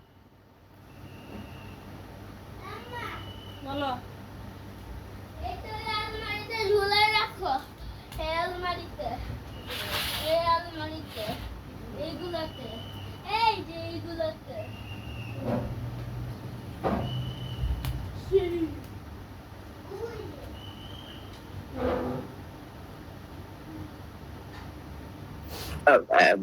জরুরি ফোন আসছিল, এই জন্য আমি একটু রেখেছিলাম। হ্যাঁ, আচ্ছা, তো সিকিডিটা কি? সিকিডিটা হচ্ছে যে আপনার রেনাল হচ্ছে কোন একটা পেশেন্টের 3 মাসের বেশি যদি 4টা সমস্যার যে কোনো একটা সমস্যা থাকে, একটা হচ্ছে রেনাল স্ট্রাকচারাল ড্যামেজ, অথবা ইউরিন কনস্টিটিউয়েন্টস অ্যাবনরমালিটি, অথবা তার এক্সক্রিটরি ফাংশন লস হয়ে যাওয়া, অথবা কোনো জেনেটিক প্রবলেম যদি আমরা পাই কোনো একটা পেশেন্টের, এবং সেটা যদি 3 মাসের বেশি যদি পারসিস্ট করে, তখন তাকে আমরা সিকিডি বলি। এবং সিকিডিটা স্টেজিং হয় হচ্ছে প্রি প্রেগনেন্সি ইজিএফআর এবং ডিগ্রি অফ প্রোটিন লসের মাধ্যমে। তো সিকিডিটা মেইনলি আমরা জিএফআর এর মাধ্যমে করি। এটা সব পেশেন্টদেরই প্রি প্রেগনেন্সি ইজিএফআর এর মাধ্যমেই মেইনলি প্রেগনেন্সিতে করা হয়। এটা কিন্তু গাইনি পরীক্ষায়ও থাকে, বার্ডেন, ঢাকা মেডিকেলে কেস থাকলেও কিন্তু সিকিডির পেশেন্ট আমরা পাই। তো এই জন্য সিকিডির পেশেন্ট আপনারা পড়ে নিবেন যে নর্মাল স্টেজ 1 যেটা, যে তার কিডনি ড্যামেজ হয়েছে কিন্তু এখনো নর্মাল জিএফআর, হ্যাঁ, এটা হচ্ছে মোর দেন 90 থাকবে সিকিডি স্টেজ 1। স্টেজ 2টা হচ্ছে 30 করে কমবে, মানে 60 থেকে 89 হচ্ছে স্টেজ 2। তারপরে স্টেজ 3 হচ্ছে আবার দুই ভাগ, মানে মেইনলি স্টেজ 3 হচ্ছে 30 থেকে 59, স্টেজ 3A হচ্ছে 45 থেকে 59, আর 3B হচ্ছে 30 থেকে 44। এরপরে হচ্ছে স্টেজ 4, স্টেজ 4টা হচ্ছে 15 থেকে 29, এখানে একটু অর্ধেক হয়ে গিয়েছে বার্ডেনটা। আর স্টেজ 5 যেটা end stage renal disease less than 50। তো এরকম প্রশ্ন আসতে পারে যে একটা সিকিডির পেশেন্ট কখন বাচ্চা নিতে পারে। সিকিডির পেশেন্ট বাচ্চা নিতে পারে হচ্ছে আপনার স্টেজ 3 আগে, 1-2 তে শুধুমাত্র, 3 থেকে সে আর বাচ্চা নিতে পারবে না, কারণ তখন প্রেগনেন্সি ডায়ালাইসিস লাগবে অথবা তার সেম স্টেজ রেনাল ডিজিজ হয়ে পার্মানেন্ট ডিটোরিয়েশন হবে। স্টেজ 1-2 পর্যন্ত সে বাচ্চা নিতে পারবে, এরপরেও তার রেনাল ফাংশন ডিটোরিয়েট করতে পারে, তার pre eclampsia, drug induced GDM হতে পারে, হ্যাঁ। এবং 1-2 তে ডায়ালাইসিস লাগে না, 3 থেকে যদি বাই চান্স প্রেগনেন্ট হয়ে যায় তার ডায়ালাইসিস লাগতে পারে, প্রেগনেন্সি আর্লি টার্মিনেশনও লাগতে পারে। বাচ্চার কি কি প্রবলেম হতে পারে? বাচ্চার small for gestational age, prematurity, NICU admission, fetal neonatal death, এগুলা প্রবলেম হতে পারে। তো এই সিকিডি পেশেন্ট গুলার যে প্রবলেমটা হয়, এরা হচ্ছে আমরা জানি যে এসি ইনহিবিটর, এআরবি এগুলা ড্রাগ খায়, হ্যাঁ। অনেক সময় নেফ্রোপ্যাথি থাকলে মলিকুলার ওয়েট হেপারিন দিতে হয়, হ্যাঁ। তো এই ক্ষেত্রে যে ইস্যুস গুলো আসে, যে আমরা প্রি প্রেগনেন্সি কাউন্সিলিং এ যখন আসবে এরা বলবো যে প্রেগনেন্ট হওয়ার সাথে সাথেই তারা হচ্ছে এসি ইনহিবিটর, এআরবি বন্ধ করে দিয়ে লেবেটালোলে সুইচ করবে, এরা ইকোস্প্রিন খাবে, এবং যদি হচ্ছে প্রোটিনিউরিয়া প্রতিদিন 1 গ্রামের বেশি হয় বা আগে থেকে নেফ্রোটিক সিনড্রোম সাথে থাকে, ভিটির হিস্ট্রি থাকে, তখন কিন্তু এদের থ্রম্বো প্রোফাইলেক্সিসও লাগবে, ঠিক আছে। তাহলে এবং এরা কিন্তু হাই রিস্ক প্রেগনেন্সি 32 উইকস পর্যন্ত 2 উইকলি, তারপর উইকলি আমরা দেখবো এদের একদম 20 to 24 উইকস থেকে গ্রোথ প্রোফাইল করতে হবে, ক্রিয়েটিনিন মান্থলি করতে হবে, ইউরিন অ্যানালাইসিস করতে হবে 4 to 6 উইকসলি, এবং সিবিসি, লিভার ফাংশন টেস্ট, এগুলো একদম রুটিনলি আমরা হচ্ছে মনিটরিং করি, ঠিক আছে। এবং টেস্টে যা যা সব করতে হবে, মানে ক্রিয়েটিনিন, ইউরিয়া, এগুলো তো আমরা করবোই, সাথে এনা, তারপরে আনকা, এনটিজিবিএম, রেনাল ট্র্যাক্ট আল্ট্রাসাউন্ড, C3C4, কারণ লুপাস নেফ্রাইটিস একটা গুরুত্বপূর্ণ কারণ সিকেডি, হ্যাঁ। Urinary protein creatinine ratio, spot অথবা 24 আওয়ার্স, হ্যাঁ।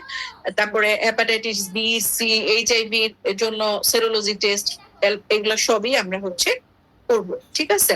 এবং লেবারের সময় এদেরকে ডিহাইড্রেটেড রাখা যাবে না, এনএসাইড, আর্গোমেট্রিন এগুলো ইউজ করা যাবে না, হ্যাঁ। এবং নর্মাল ডেলিভারি করা যাবে, কোনো সমস্যা না, ঠিক আছে। না না না, ওই ওই ওই হাতিটা, তারপরে না হাতিটা দিচ্ছি না তো, হাতিটা দিচ্ছে। তারপরে হচ্ছে আপনার এরপরে যে একটা রেনাল ট্রান্সপ্লান্ট, হ্যাঁ। আপনার নামে কমপ্লেন আসবে জেনেসিস থেকে, তুমি এরকম চিল্লাচ্ছ কেন? রেনাল ট্রান্সপ্লান্টের পরে কিন্তু একদম হচ্ছে পেশেন্ট প্রেগনেন্ট হতে পারে আপনার অ্যাটলিস্ট 1 আওয়ার পরে, যদি তার কোনো গ্রাফট রিজেকশনের হিস্ট্রি না থাকে, প্রোটিনিউরিয়া যদি 500 নিচে থাকে, এবং ক্রিয়েটিনিন 1.5 এর নিচে, এবং আল্ট্রাসাউন্ড বাইজে ওদের কোনো গ্রাফট রিজেকশনের পেলভিক সেল ডাইলেটেশন না থাকে তখন। তবে যদি গ্রাফট রিজেকশন হয় 3 মান্থস ওয়েট করতে হবে। এদের হচ্ছে মাইক্রোফেলোনিক, মোফিটিল, সাইক্লোফসফামাইড, সাইক্লোস্পোরিন, মিথোট্রেক্সেট যদি নেয় এগুলো অ্যাভয়েড করবে, শুধু অ্যাজাথ্রিওপিন ইউজ করতে পারবে, এবং হাইপারটেনশনটা সবসময় 140/90 নিচে রাখতে হবে। ফলিক অ্যাসিড সাপ্লিমেন্টেশন আমরা দিব, এবং রিস্ক কি হতে পারে, রেনাল ফাংশনটা লস হতে পারে, গ্রাফট রিজেকশন হতে পারে, eclampsia, UTI, anaemia, infection, drug induced GDM, এবং ডেলিভারির সময় ওই যে গ্রাফটটা থাকবে ওখানে ট্রমা হতে পারে, ফিটাল প্রিমেচুরিটি, এফজিআর ইনফেকশন, এগুলা হতে পারে। তারপরে হচ্ছে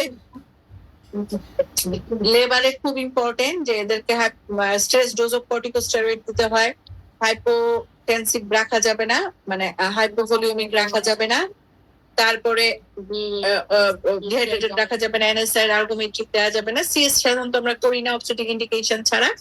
তবে হচ্ছে সিএস লাগলে পেলভিসে যেহেতু গ্রাফটটা থাকে খুব করতে হবে, এদেরকে ইনস্ট্রুমেন্টাল ডেলিভারি করা যাবে না, তখন ইনফিউজ হতে পারে গ্রাফটে। ঠিক আছে, এই জিনিসগুলা হচ্ছে মাথায় রাখতে হবে। এরপরে হচ্ছে আপনার ডায়ালাইসিস। হ্যাঁ, ডায়ালাইসিসটা আমরা প্রেগনেন্সিতে করি। আপনার প্রেগনেন্সিতে ডায়ালাইসিস করা যাবে, কোনো প্রবলেম নাই। তবে হচ্ছে ডায়ালাইসিসের মধ্যে হেমো ডায়ালাইসিসটা আমরা থ্রুআউট প্রেগনেন্সি করি, নকচুরাল হেমোডায়ালাইসিস প্রতি সপ্তাহে 5-6 দিন 4-5 ঘন্টা করে রাত্রেবেলা ডায়ালাইসিস। তবে থিওরিটিক্যালি কিন্তু আমাদের যেটা পেরিটোনিয়াল ডায়ালাইসিস এইটা হচ্ছে বেশি অ্যাট্রাক্টিভ বলতেছে, কারণ এখানে হচ্ছে আমাদের ইয়েটা কম থাকে। আপনার আয়েশা যান ডিস্টার্ব করো না তো। এখানে হচ্ছে আমাদের ব্লাড প্রেশারটা কম কমে এবং অ্যানিমিয়া কম হয়। পুরো প্রেগনেন্সিতে আমরা চাইলে পেরিটোনিয়াল ডায়ালাইসিসও করতে পারি। লাস্ট ট্রাইমেস্টারে গিয়ে একদম আমরা পেরিটোনিয়ালটা করি না, তখন হেমোডায়ালাইসিস করি।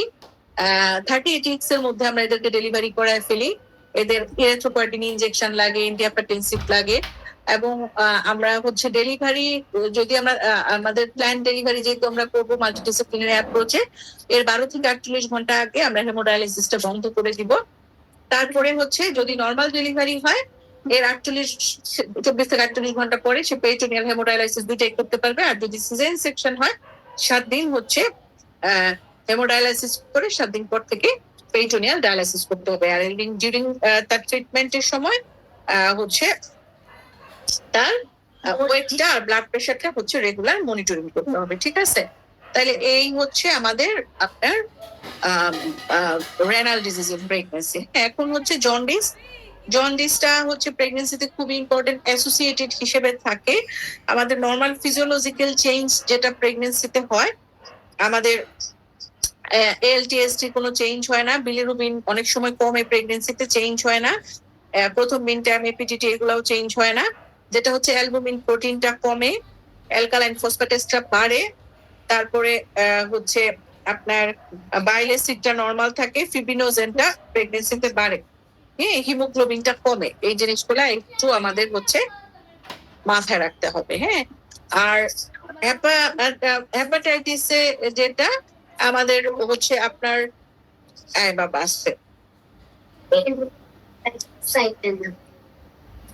হেপাটাইটিসে যেটা খুব ইম্পর্টেন্ট আমাদের হচ্ছে হেপাটাইটিস বি ভাইরাসের যে প্যানেলটা, সেটা একটু আপনাদেরকে ভালো করে জানতে হবে।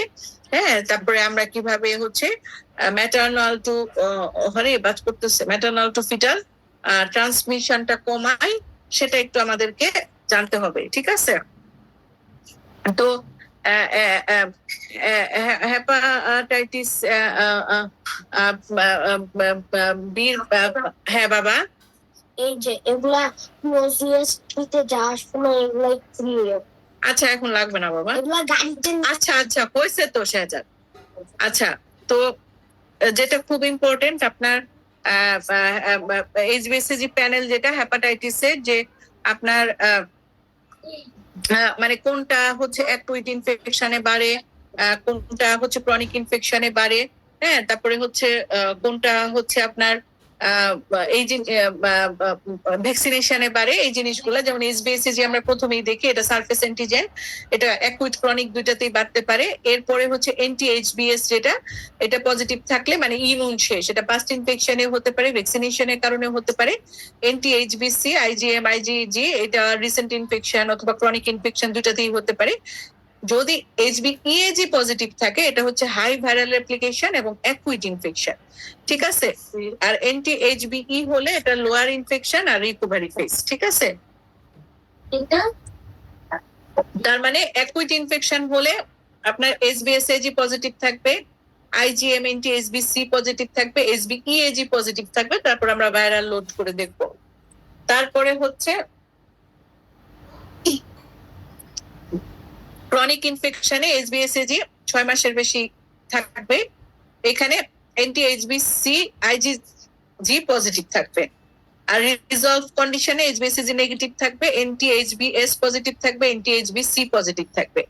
ভ্যাকসিনেটেডে এইচবিএসজি নেগেটিভ থাকবে, এনটি এইচবিসিও নেগেটিভ থাকবে, একটা পজিটিভ থাকবে এনটি এইচবিএস। উইন্ডো পিরিয়ডে এইচবিএসজি নেগেটিভ থাকবে, এনটি এইচবিএস নেগেটিভ থাকবে। হ্যাঁ, তার মানে এটা হচ্ছে খুবই important.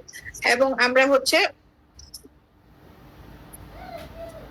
Maternal two fetal transmission কিভাবে কমায় এগুলো তো আমরা জানি, যে আমরা হচ্ছে যে তার যে স্কাল ব্লাড স্যাম্পলিং প্রোনোগ্রাম অ্যাভয়েড করবো, এগুলো আমরা করি না প্রেগনেন্সি পিরিয়ডে। এবং মানে আমরা হচ্ছে নিজেরা হচ্ছে আমরা ইউনিভার্সাল অ্যাসেপ্টিক প্রিকশন নিব, এবং বাচ্চা হওয়ার সাথে সাথেই 12 ঘন্টার মধ্যে আমরা হচ্ছে তাকে একটা হচ্ছে ভ্যাকসিন দিব, আর একটা হচ্ছে কি দিব, ইমিউনোগ্লোবুলিন দিব। হ্যাঁ,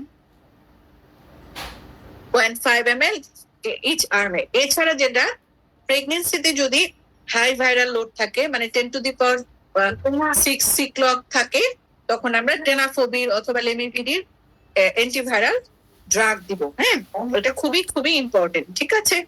এবং হাই ভাইরাল লোড থাকলে ট্রান্সমিট হতে পারে, এই জন্য এটা হচ্ছে আমরা দিব। এই প্রশ্নগুলো অনেকবার আসে। হ্যাঁ, এবং যেটা হচ্ছে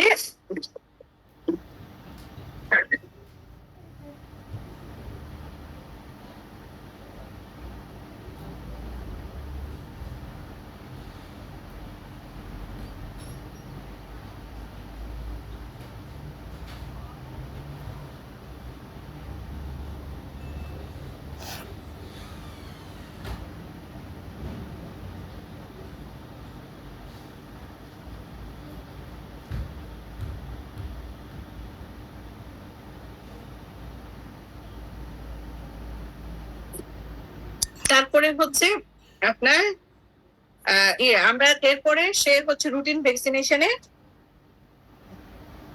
চলে যাবে, 016 যেটা ওইভাবে চলে যাবে।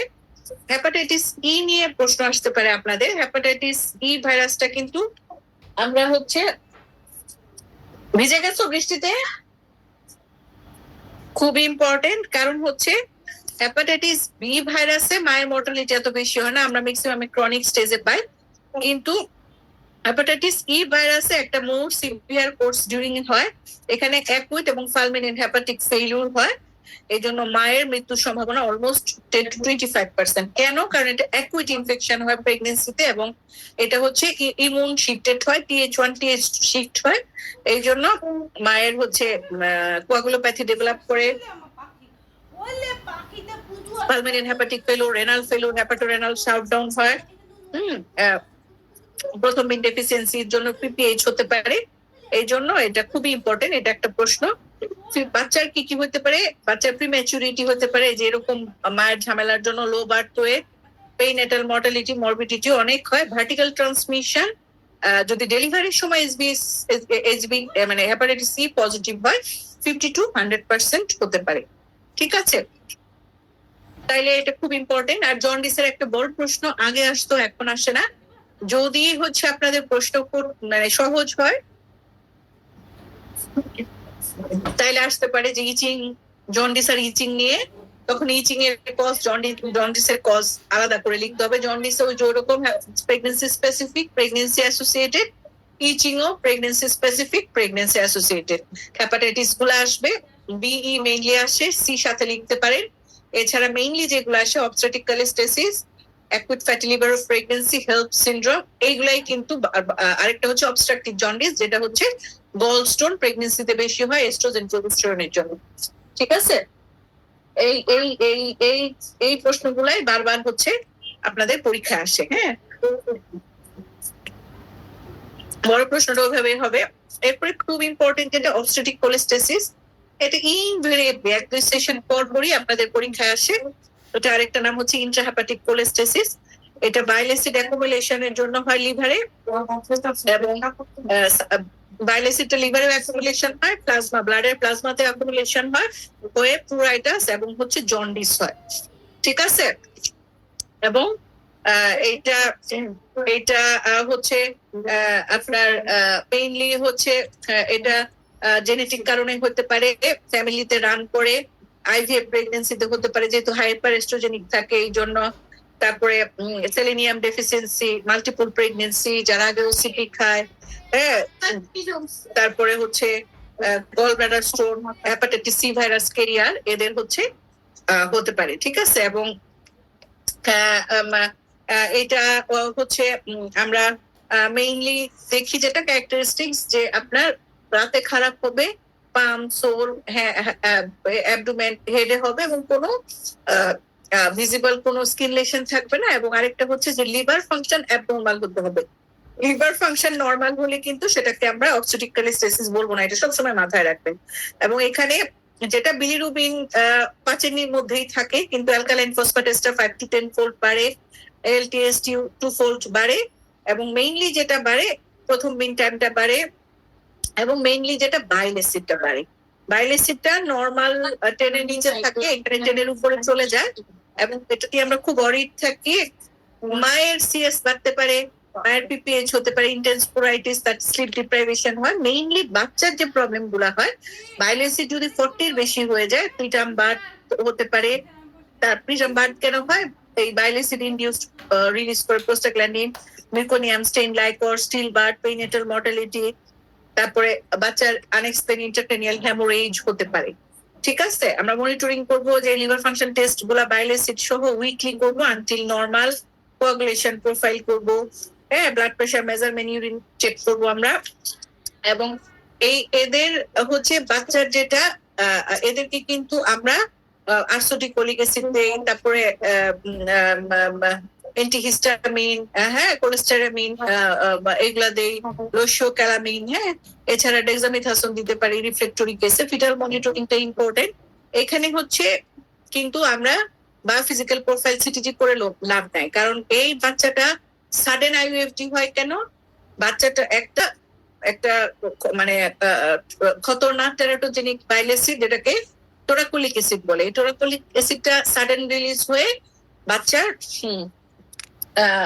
কন্ডাকশন সিস্টেমটাকে ব্লক করে দেয়, তখন এরকম হচ্ছে বাচ্চা সাডেন আইইউএফডি হয়। এটা প্লাসেন্টাল ইনসাফিসিয়েন্সির জন্য হয় না, এই জন্য এখানে এনএসটি বায়োফিজিক্যাল প্রোফাইল এগুলো কোনো রোল নাই। এটা নিয়ে একটা প্রশ্ন আসতে পারে। তবে লেবারে থাকলে অবশ্যই আমাদের ইন্টারপার্টাম ফিটাল মনিটরিং করতে হবে, কারণ এদের মেকোনিয়াম অ্যাসপিরেশন সিনড্রোম হয়। আর লেবার ডেলিভারিতে মেইনলি বাইল অ্যাসিডের উপর নির্ভর করে, এটা কিন্তু আরসিওজি গাইডলাইন, যে বাইল অ্যাসিড যদি 100 এর বেশি হয় তাহলে আমরা একদম 3607 ডেজে অথবা আরো আগে ডেলিভারি করায় ফেলতে পারি। আর 40 to 90 হলে আমরা 3607 থেকে 3907 পর্যন্ত যাব। আর 40 নিচে হলে আমরা 39-40 উইকস এর দিকে করি। এবং পোস্ট ন্যাটালি হচ্ছে 10 ডেজ পরে আমরা 10 ডেজের আগে আমরা লিভার ফাংশন টেস্ট করি না, সাধারণত 6 থেকে 8 দিন পরে করি, তখন আমরা নর্মাল পাই। এবং এটা কিন্তু রিকার করে, সাবসিকুয়েন্ট প্রেগনেন্সিতে রিকার করতে পারে। ঠিক আছে, এরপরে যেটা acute fatty liver of pregnancy, এটা জানি এটার ইটিওলজি হচ্ছে মাল্টিফ্যাক্টোরিয়াল আননোন। এটা autosomal recessive disorder of long chain fatty acid beta oxidation. তবে যেটা হয় যে লং চেইন, যেটা fetal long chain hydroxyacyl coenzyme dehydrogenase deficiency হয় প্রথমে বাচ্চার এটা বাচ্চার মাইটোকন্ড্রিয়াল ফ্যাটি অ্যাসিড অক্সিডেশনটা হয় না।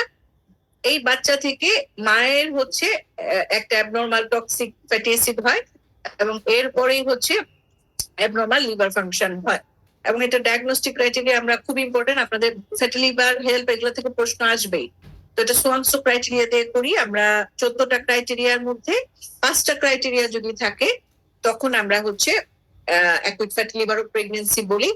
এই ক্রাইটেরিয়া গুলোর মধ্যে খুবই ইম্পর্টেন্ট যেটা দিয়ে আমরা হেল্পের সাথে ডিফারেন্সিয়েট করি, হাইপোগ্লাইসেমিয়া। এখানে হাইপোগ্লাইসেমিয়া হয়, যেটা হেল্পে হয় না। ঠিক আছে, এবং এটা হচ্ছে মেডিকেল এবং অবস্টেট্রিক ইমার্জেন্সি, ডেলিভারি বেবি করে ফেলতে হবে as soon as possible. Mortality মায়ের 15%, বাচ্চার অলমোস্ট 35-40%। ঠিক আছে, এবং অবস্টেট্রিক ম্যানেজমেন্টটা আমরা তাকে এসডিও আইসিইউ তে করবো, সিভি লাইন করবো, সাপোর্টিভ থেরাপি দিতে হবে, ফ্লুইড ব্যালেন্স কোয়াগুলোপ্যাথি, হাইপোগ্লাইসেমিয়ার মাল্টিডিসিপ্লিনারি অ্যাপ্রোচ, এবং এনভিডি আমরা প্রেফার করি 6-7 ঘন্টার মধ্যে করে ফেললে ভালো। তারপরে এর আগে আমরা মনিটরিংটা কিভাবে করব, খুব ইম্পর্টেন্ট, গ্লুকোজ 2 ঘন্টা পর পর দেখবো, লিভার ফাংশন টেস্ট প্রথম mean time, renal function test, serum electrolyte, CBC 6 hourly দেখবো, লেভেল অফ কনসাসনেস আওয়ারলি দেখবো, ভাইটাল সাইন্স গুলা দেখবো। ঠিক আছে, এবং এদের হ্যামোরেজ হওয়ার অনেক সম্ভাবনা থাকে। ঠিক আছে, তাহলে মোটামুটি এই হচ্ছে আমাদের আজকের ক্লাস। আপনাদের হচ্ছে নেক্সট ক্লাসে যেদিন আমি এটার ইয়েটা কোথা থেকে পড়বেন টপিকস গুলা অলরেডি আমি আপনাদের এখানে আমি ছবি দিয়ে দিছি, এভিডেন্স বেসড প্র্যাকটিস আমি ছবি দিয়ে দিছি। শকের নোট, রেনাল নোট আমার করা আছে। একটা খুব সুন্দর জন্ডিসের নোট আছে নেহরিন ম্যাডামের, এটা এখান থেকে পড়বেন। হাইপোথাইরয়েডিজমের নোট এই যে দেওয়া আছে, রিপন ভাইয়ের কাছে, রিপন ভাই দিয়ে দিবে। সব নোট আছে আজকের টপিকসে। আর এমএমআর এর ছবি আমি দিয়ে দিচ্ছি ওখানে। এছাড়াও এমএমআর এর আরো কয়েকটা ছবি আছে, আপনারা চাইলে আমি দিতে পারি। Skill birth attendant, amniotic fluid embolism, thyroid স্ট্রোম, এগুলো আমি দিয়ে দিব না। আর আটা গাইডলাইনের একটা ছবি আছে, আমি রাতে দিয়ে দিব। ঠিক আছে, আটা গাইডলাইন পুরোটা আপনাদের পড়ার দরকার নাই, যা পড়তে হবে আমি ওই ছবিটা দিয়ে দিব। আর এখানে সব নোট আছে। রিপন ভাইকে আমি কালকে ছবি দিয়ে দিচ্ছি, শুধু হাইপোথাইরয়েডিজম আর জন্ডিসটা গতকালকে দেই না, যেহেতু আজকে পড়ানোর কথা ছিল, ওটা আজকে দিয়ে দিব। আপনারা রিপন ভাইয়ের কাছ থেকে হার্ড কপি নিতে পারবেন। এছাড়া অবস্কেয়ার বা অন্যান্য যে বইগুলো আছে, যেহেতু আগের প্রশ্ন বারবার আসে, ওগুলো একটু করবেন। হ্যাঁ, আচ্ছা, তাহলে আজকে এই পর্যন্তই। আমি আপনাদের কোনো প্রশ্ন থাকলে আমি আমাদের যে সলভ ক্লাস সেখানে সলভ করে দিব, আর আমি কেসটা ওখানে আলোচনা করবো। ঠিক আছে, আজকে তাহলে এই পর্যন্তই। আচ্ছা আপা, আর নোট সব পাবেন, এবং আমার রেনাল ডিজিজের নোটটা আমি যা বলছি এগুলাই পড়বেন, অত বেশি পড়ার দরকার নাই। জন্ডিসও আমি যা বলছি এগুলাই পড়বেন। জন্ডিসে খুব সুন্দর নোট, একদম খুবই স্ট্যান্ডার্ড নোট মেহরিন ম্যাডামের। থাইরয়েড ডিসঅর্ডারেরও নোট আছে, এর বাইরে থাইরয়েড স্ট্রোমটা পড়তে হবে, আমি আপনাদেরকে নোট দিয়ে দিব। অ্যামনিওটিক ফ্লুইড এম্বোলিজম, এগুলো আমি নোট দিয়ে দিব। ঠিক আছে, আচ্ছা তাহলে আজকে এই পর্যন্ত। ঠিক আছে, আসসালামু আলাইকুম। শকেরও নোট আছে, আপনারা পেয়ে যাবেন।